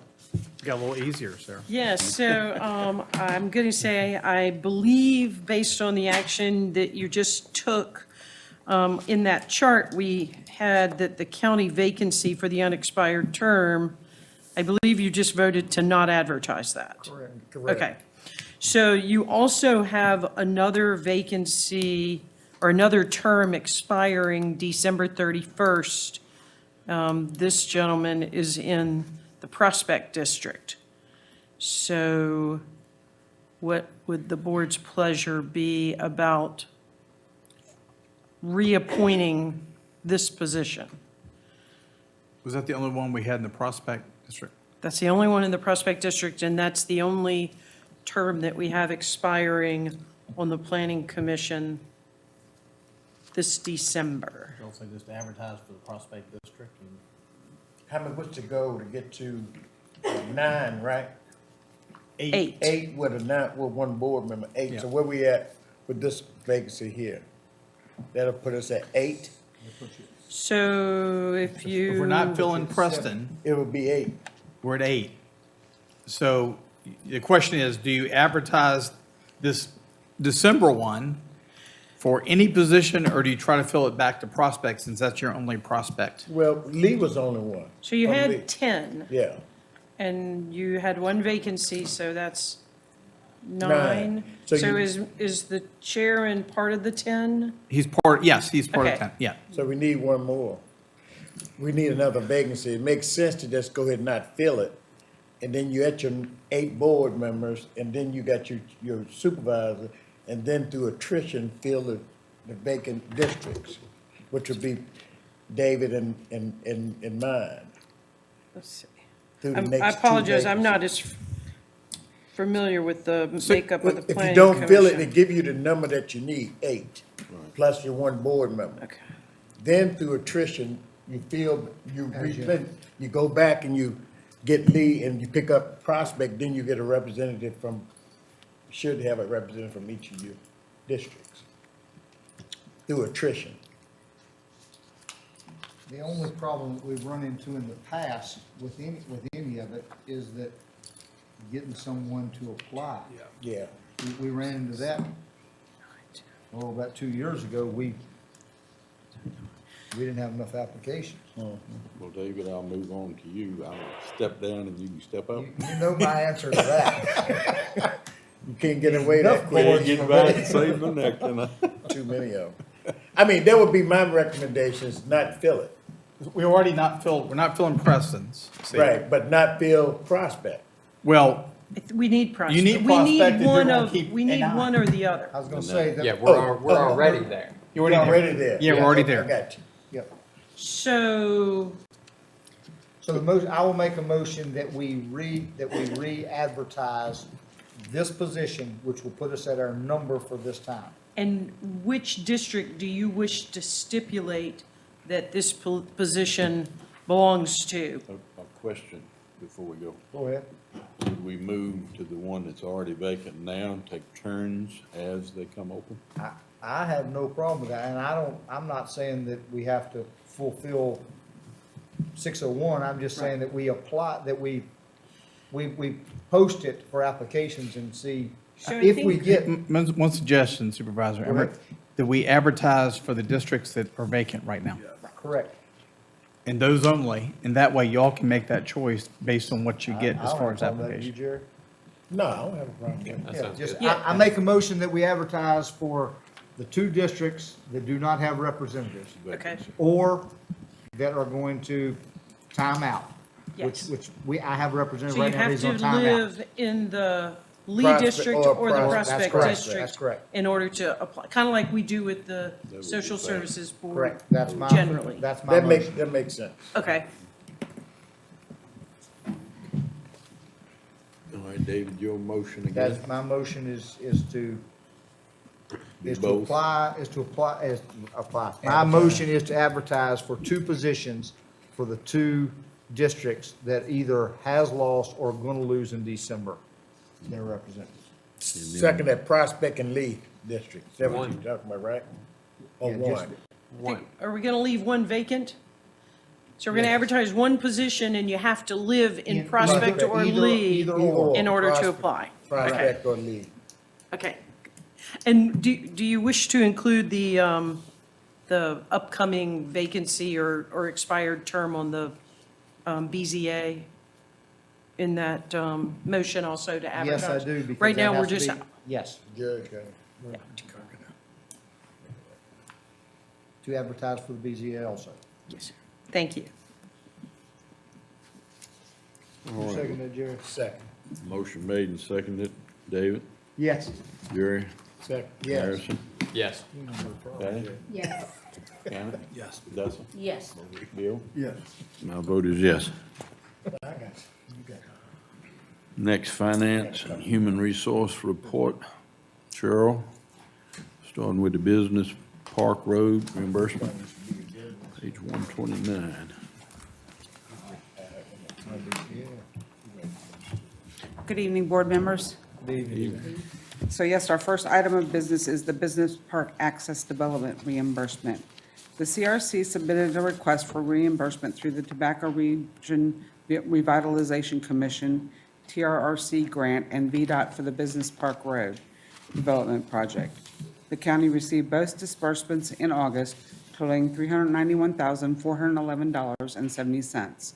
The board is asked to approve the appropriation for FY '23 to recoup costs previously approved and expended. So moved. Second. Motion made and seconded. Patty? Yes. Cannon? Yes. Dessa? Yes. Bill? Yes. Harrison? Yes. Jerry? Yes. David? Yes. My vote is yes. The next item is the county meals tax. The county received $19,981.41 for FY '23 meals tax. The meals tax is to be set aside for the Prince Edward County Public Schools capital improvement projects. We ask the board to appropriate as follows. So moved. Motion made, Second. second made. Harrison? Yes. Jerry? Yes. David? Yes. Patty? Yes. Cannon? Yes. Dessa? Yes. Bill? Yes. My vote is yes. The next item is the transient occupancy tax. The county received $75,599.74 for the FY '23 transient occupancy tax. This tax is set aside for tourism. We ask the board to appropriate the funds as follows. So moved. Second. Motion made and seconded. David? Yes. Jerry? Yes. Harrison? Yes. Patty? Yes. Cannon? Yes. Odessa? Yes. Bill? Yes. My vote is yes. Next item is the FY '23 committed funds transfer. The board is asked to approve the transfer of the below referenced FY '23 funds into the Special Projects Committed Fund as detailed below. This fund enables Prince Edward County to better prepare for future expenses, both planned and unexpected. So moved. Motion made, seconded. Bill? Yes. Odessa? Yes. Cannon? Yes. Patty? Yes. Harrison? Yes. Jerry? Yes. David? Yes. My vote is yes. And the last item for the Finance Department is the FY '24 carryover funds. On June 30, 2023, the following funds were left remaining for FY '23. The board is asked to approve and appropriate the carryover funds from FY '23 to FY '24 as follows below. So moved. Second. Motion made and seconded. David? Yes. Jerry? Yes. Harrison? Yes. Patty? Yes. Cannon? Yes. Odessa? Yes. Bill? Yes. My vote is yes. Thank you so much. Thank you. Next, Ms. Terry Atkins Wilson, Attorney's report. Easement agreement.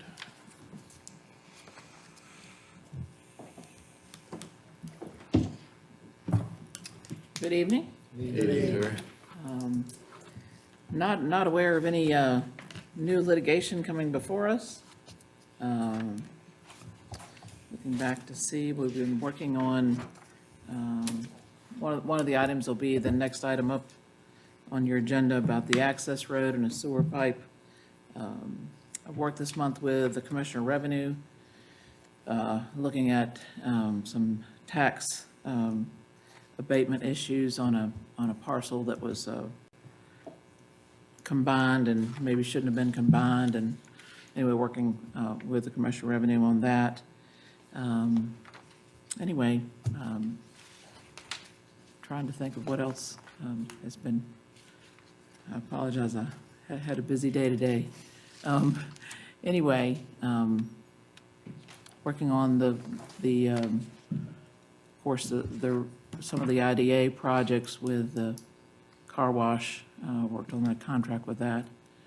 And we're working on the access road. Anybody have any questions, concerns?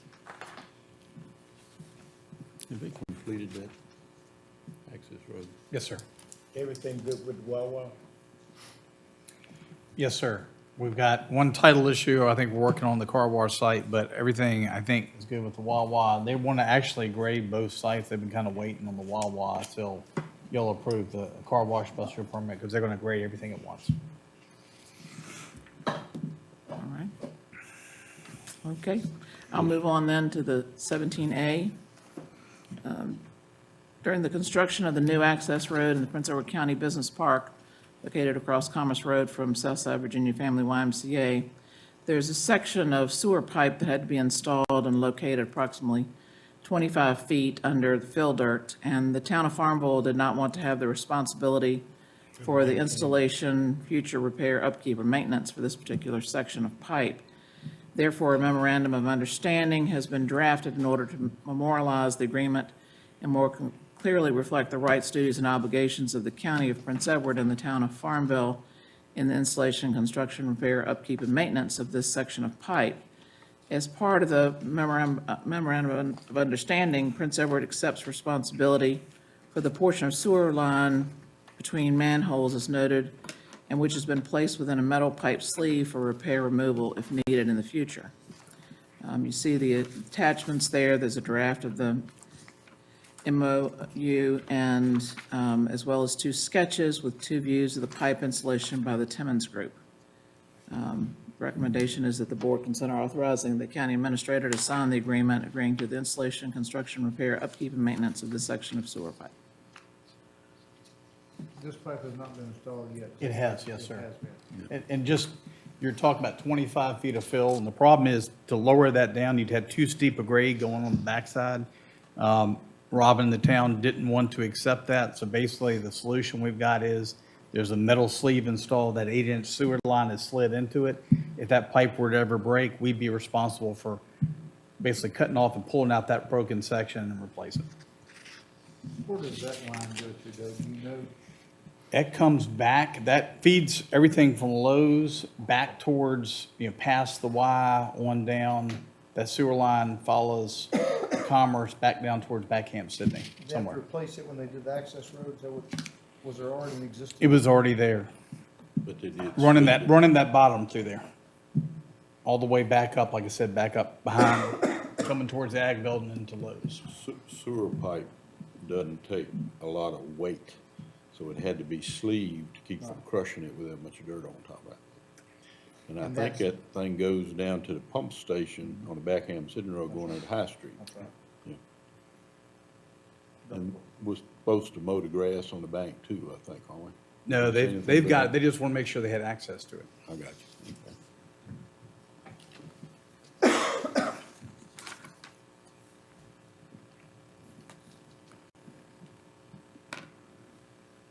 Any other questions? And there's a proposed motion in the packet. Page 141, the bottom. I move that the board consider authorizing the county administrator, to sign the agreement agreeing to the installation, construction, repair, upkeep, and maintenance of this section of the sewer pipe. Second. Motion made and seconded. Bill? Yes. Dessa? Yes. Cannon? Yes. Patty? Yes. Harrison? Yes. Jerry? Yes. David? Yes. And I voted yes. Thank you. Terry, we thank you. Thank you. Thank you. Thank you. Next, County Administrative Report, Doug, please. Yes, sir. A few things. First, the FY 23-24 state budget, General Assembly came back last week for a special session on September 6th to pass budget amendments. We were successful in receiving additional funding for the Piedmont Regional Jail. I know Superintendent Townsend's happy with that. And DGS got some additional language to allow for extension of the line from the state facilities over to Prince Edward County. We were unsuccessful in lobbying for language on the state sales tax amendment that would allow our voters to decide whether or not we wanted to do an additional 1 cent for school capital improvements. I hope this board will authorize me later this year to go back again, but I think you just got to keep trying. Back in February, the Commonwealth Regional Council on our behalf submitted a $500,000 federal REAS grant application for transportation funding through the U.S. Department of Transportation for a planning grant for improvements to the 3rd Street 460 intersection. Unfortunately, we were not successful. Melody Foster and I had a debriefing from USDOT on our application and how to make it stronger for next year's application process. And we feel we should be able to strengthen that application. They received 1,100 applications requesting $15 billion in funding, and they only approved 162 and $2.26 billion. So yeah, a lot of projects got turned down, but we think we can strengthen it. We should receive our final version of the draft Sandy River water withdrawal permit from DEQ and start the 30-day public comment period within the next week, so we're looking forward to that. As was mentioned by Town Manager Scott Davis, our emergency services staff met with the Town of Farmville, Town Police Department, Town Communications Center Director, and the Sheriff's Office to continue discussion on the potential for merging the Sheriff's Office dispatch and the Town 911 dispatch. Currently, the town's 911 center handles all calls for the community except Sheriff's Office calls. Prince Edward County Sheriff's Office currently has 5 positions, 4 are comp board funded, 1 is a county funded position. We run into issues with incoming calls having to be transferred from the town dispatch to the sheriff's office, the fact that we've only got one employee there at a time. I know the sheriff has some concerns about being able to handle records, and I told Tony we'll work with them trying to come up with some solutions to that concern and try to address that. But we anticipate hopefully being able to sit down in another month and work towards possibly including something in the 24-25 budget. The county has received an intent to apply for a 3-megawatt, 23-acre solar project off Old Ridge Road. They're expecting to hold a community meeting on September 21 at the Rice Volunteer Fire Department at 7 p.m. I encourage anyone interested to attend that meeting. Some upcoming board engagement opportunities, of course, the Heart of Virginia Festival this weekend. There's a Dairy Day program at former Supervisor Bobby Jones's farm from 10 a.m. to 2 p.m. on the 30th of September. The Habitat Pig Roast, 6 to 10 p.m. on the 30th. And then Extension's Better Together program at the Farmville train station on October 7th from 10 a.m. to 12 p.m. And that's all I have, Mr. Chairman, unless there are any questions.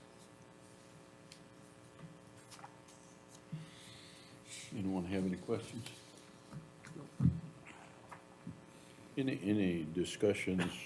No, we had meeting in Hampton, Sydney with the surrounding county is about dispatch communications. Have we? We've reached out to Charlotte and the process of trying to coordinate a meeting between us and Charlotte's dispatch staff. I would like to think that'll happen here in the next week or two. Thank you. Moving along, item 19, November meeting date. Doug? All right, hold just a second. We're going to be, some of us will be away. Yeah, so the regular November board meeting is Tuesday, the 14th. As a majority of the members of the board plan to attend the VACO conference, which is Sunday through Tuesday. The board may wish to consider changing the date of the November meeting. Historically, the board has moved its November meeting to the Thursday following the VACO conference, which will put on Thursday, November 16. So we need some direction from the board if you want to do that. Date stands up in my brain for something. Hang on. I would rather move it to the 15th. I don't think there's anything that would prevent that. Yep, it's up to you. What'd you say, Harrison, the 15th? The 15th instead of the 16th. Why For not me. do it before they come? Thursday before. That's election day. Well, Tuesday, yeah, Thursday. Thursday. The 9th. I would be fine with that. What y'all think? Just get it after. we Potential come. conflict I was looking at does not exist. No big deal. Phantom. So the 9th or the 15th? We're looking at the 9th. I like the Is that what you're 9th. saying, Jerry? I like the night. I like the 9th. I'd rather do it before we go. We come back, we can rest. There you go. I thought you I'd were like doing to that make a for, motion, Jerry. do it on the 9th. I moved that the November board meeting be rescheduled, to November the 9th Let's second that. at 7 p.m. Motion made and seconded. David? Yes. Jerry? Yes. Harrison? Yes. Patty? Yes. Cannon? Yes. Dessa? Yes. Bill? Yes. My vote is yes. All right, now, we go to, next is going into closed session. If you want, Mr. Chairman, 21 is just correspondence and then your reports on 22. 23 is the building fee schedule, and that's the last thing that the board would request would be to actually take action on, and then we can do the closed session if that works for you. All right. So October 15th of last year, the board adopted an updated fee schedule, a building plan review, inspection fees to bring them in line with surrounding communities and to bring the department closer to self-sufficiency and covering the annual operating expenses of the department. The budget for FY 23-24 is $210,203. To date, for the calendar year, the county has collected approximately $154,000 plus an additional $85,000 in fees on a solar project. Again, those are kind of one time when when you have them, it's nice for it to happen, but not something you plan on. This time, we're proposing a couple modifications to the fee schedule to address some issues that have come up over the past year. One is to provide for a reduced foundation or basement encapsulation fee. So if you want to go in and waterproof your basement and do something that's not a full, I'll say, a finish out or a renovation of the basement, be a lower fee. Reduce the fee for a single-wide mobile home by only charging one trade fee for all the connections. Provide a reduced fee for commercial re-roofing projects, 15 cents versus 25 cents a square foot, so we'll reduce the cost of that. Provide a reduced fee for solar projects of 25 cents a square foot versus 33 is what we're currently charging. Increase the fee for commercial construction projects from 30 to 35 cents a square foot to address additional workload and associated review. And also provide a certificate of occupancy fee of $100 for structures that must be re-inspected if there's no CO on file, because that takes quite a bit of manpower. In your packet, there's a copy. The first page is a copy of the existing fee schedule, then your proposed commercial and residential. And then also Philip gave us some examples. One, there is the Dollar General. That would go up slightly from $4,600 to $5,000.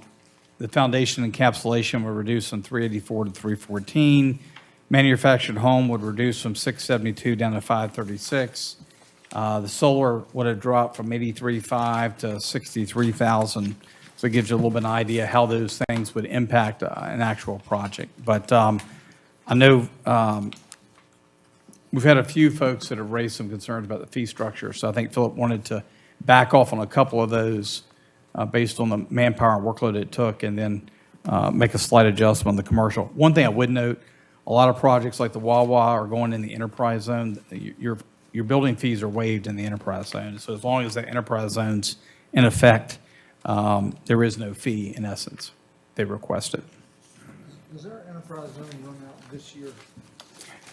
In the next year. That's what I thought. Yes, sir. Yeah, I think 20 years is the amount of time it runs, and we are not eligible to re-up that. I think So if, let's just say that the Wawa were to be built next year, then that would all. come up after that. I think we can reapply in 2029 Correct. is the soonest we could reapply. One more question. Why are we reducing or what's the theory behind reducing it for solar? You know, our fees, we had the one that came in, I believe is either road. The first one off Piney Grove out there was built before that, which we got a very minimal fee. I think we got a little pushback, but again, it's workload. We're not backing off too much. I think Philip was looking at some of the other localities we're charging. If the board wants to leave it at 33, there's no skin off our back. But again, I think Philip was trying to look at where we are compared to some of the other localities in the region. He's worked for enough of them, you ought to know. What's that? He's worked for enough of them. He's done work for all the rest of them. I personally would like to leave the solar where it's at. They have the money to pay it. It's I second that. just my opinion. I don't think by leaving it as it is, it'd be a deterrent. No. That's where I'm getting at. So it's. Not a giant move anyway. No. I guess make a motion that we approve with that stipulation. Amendment. With that amendment to leave the solar fee at 33 cents. That I would make the motion to reduce the others as per se and leave solar at the 33. Second. Motion made and seconded. David? Yes. Gary? Yes. Harrison? Yes. Patty? Yes. Shannon? Yes. Dessa? Yes. Bill? Yes. My vote is yes. Doug, are we still sharing Philip with the town? We are. I know the town has been advertising. We are currently still sharing, and things, I know y'all may have heard, but I think things are going relatively well. You know, we say he's there 2 days a week, but if he's got inspections on the county side, he goes and picks those up and vice versa. But I think we're keeping things covered, and the town has to pay for his time that he's over there. We're getting right good growth in the county. I've gotten a few complaints, but not about him, about staff in the office, about a form sitting there forever. And after looking into it, they had a good point. He seems to be doing I would have to say that I've received several phone calls from contractors that those, and I meant to ask that question before we approved that, because that was one of the things that I was reading. That we charge $200, I think, if any work's done before it's done. And if in this day and time, if you have a contractor set up to do work and something's laying in the office for 2 weeks and the contractor comes, if you don't let him do the work, then you don't get the work done for maybe for a month or so. It's cheaper to pay the $200 for going and letting them start the work than it is to not, but that's not really and truly fair if they've done all their paperwork and whatever else and it lays on the table. kind of like if you turn an insurance form in, you are presumed to be covered. Covered. Even if you leave. I will say, I think With Philip money. tries to work with folks on Yeah, in most of those instances, I yeah.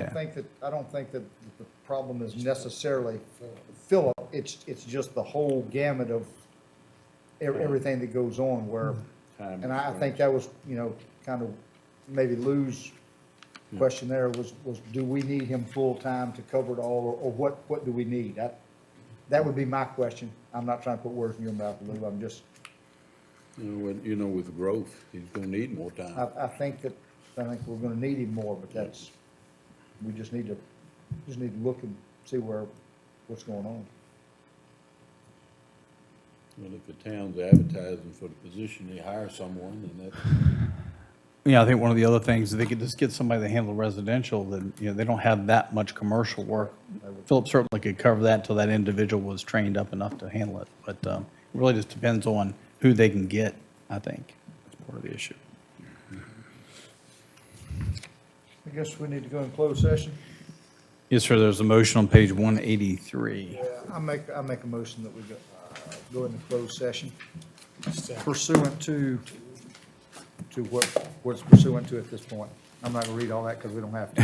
That's my motion. Second. Motion made and seconded. David? Yes. Jerry? Yes. Harrison? Yes. Eddie? Yes. Cannon? Yes, sorry. Odessa? Yes. Keel? Yes. My vote is yes.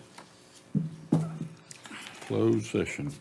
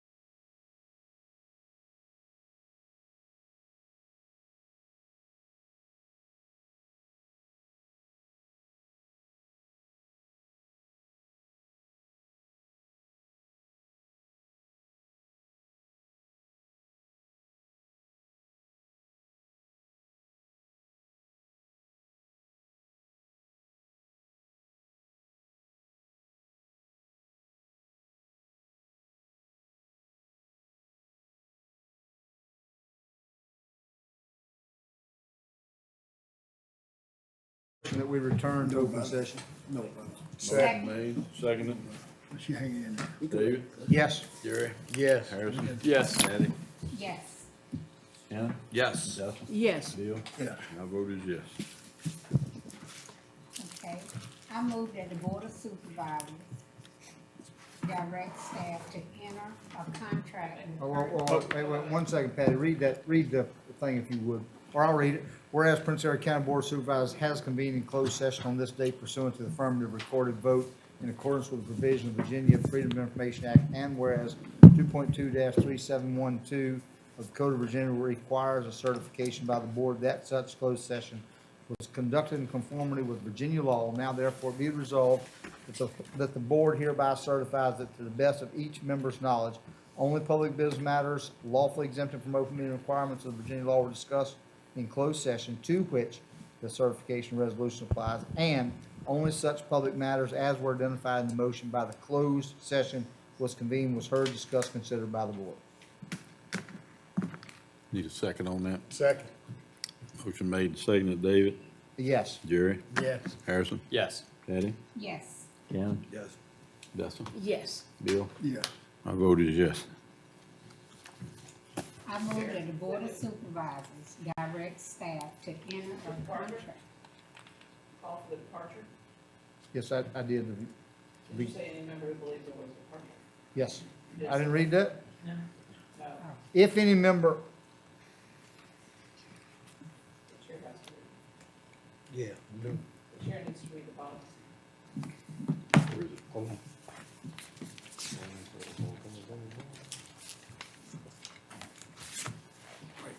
all right, Jerry seconded, okay. I'm with you. Any member that believes that there was a departure from the requirements, clause I and 2, or 1 and 2, shall state the substance of the departure that in his judgment has taken place. Such statements will be recorded in the minutes. Roll call vote. No. David? No. Harrison? No. Patty? No. Deanna? No. Dustin? No. Bill? No. My vote is no. That's all right. That's your job. Thank you for keeping us straight. All right, number 3. Third time, I Patty. move the Board of Supervisors direct staff to enter a contract with Curtin Profit based on a proposal dated June 13, 2023, to complete field research survey the county boundary line, install and provide a composite survey plats, and install permanent monuments at all state highway and utility crossings. I further move that the Prince Edward invoice Nottaway County for $9,250. Second. Do we have to have a start and an end in that motion? Let me ask the maker of the motion, let me maybe suggest we invoice them for the half of the full amount, and then Right. let them not pay it? Or do you want me to invoice them for what I they're? would like to add to that, Patty, start Yes. with you to invoice them for the full amount. That's in addition to your motion. The half. Okay, Right, half of the full. Total cost. Correct. okay. I further move that Prince Edward invoice Nottaway County for half of the full cost of the survey. Second. And do we have to have a start point and a finish point for this survey? No, it's defined by what's in the generally assembly set as far as the boundaries. So I think where the Amelia line starts down to the bottom line. The full line. From the river down. No, No, it's that's from the Amelia piece. It's from the Amelia point Amelia Point down. It's in that proposal. I think we're okay. I think we're covered. All right, motion's made and I'll second. seconded. All right, David? Yes. Jerry? Yes. Harrison? Yes. Patty? Yes. Ken? Yes. Dessa? Yes. Bill? Yes. And my vote is yes. All right, what else we got here? Board Chair, quick question, just because I'd like to ask Terry if she can Sure. quickly tell me the Dillon rule,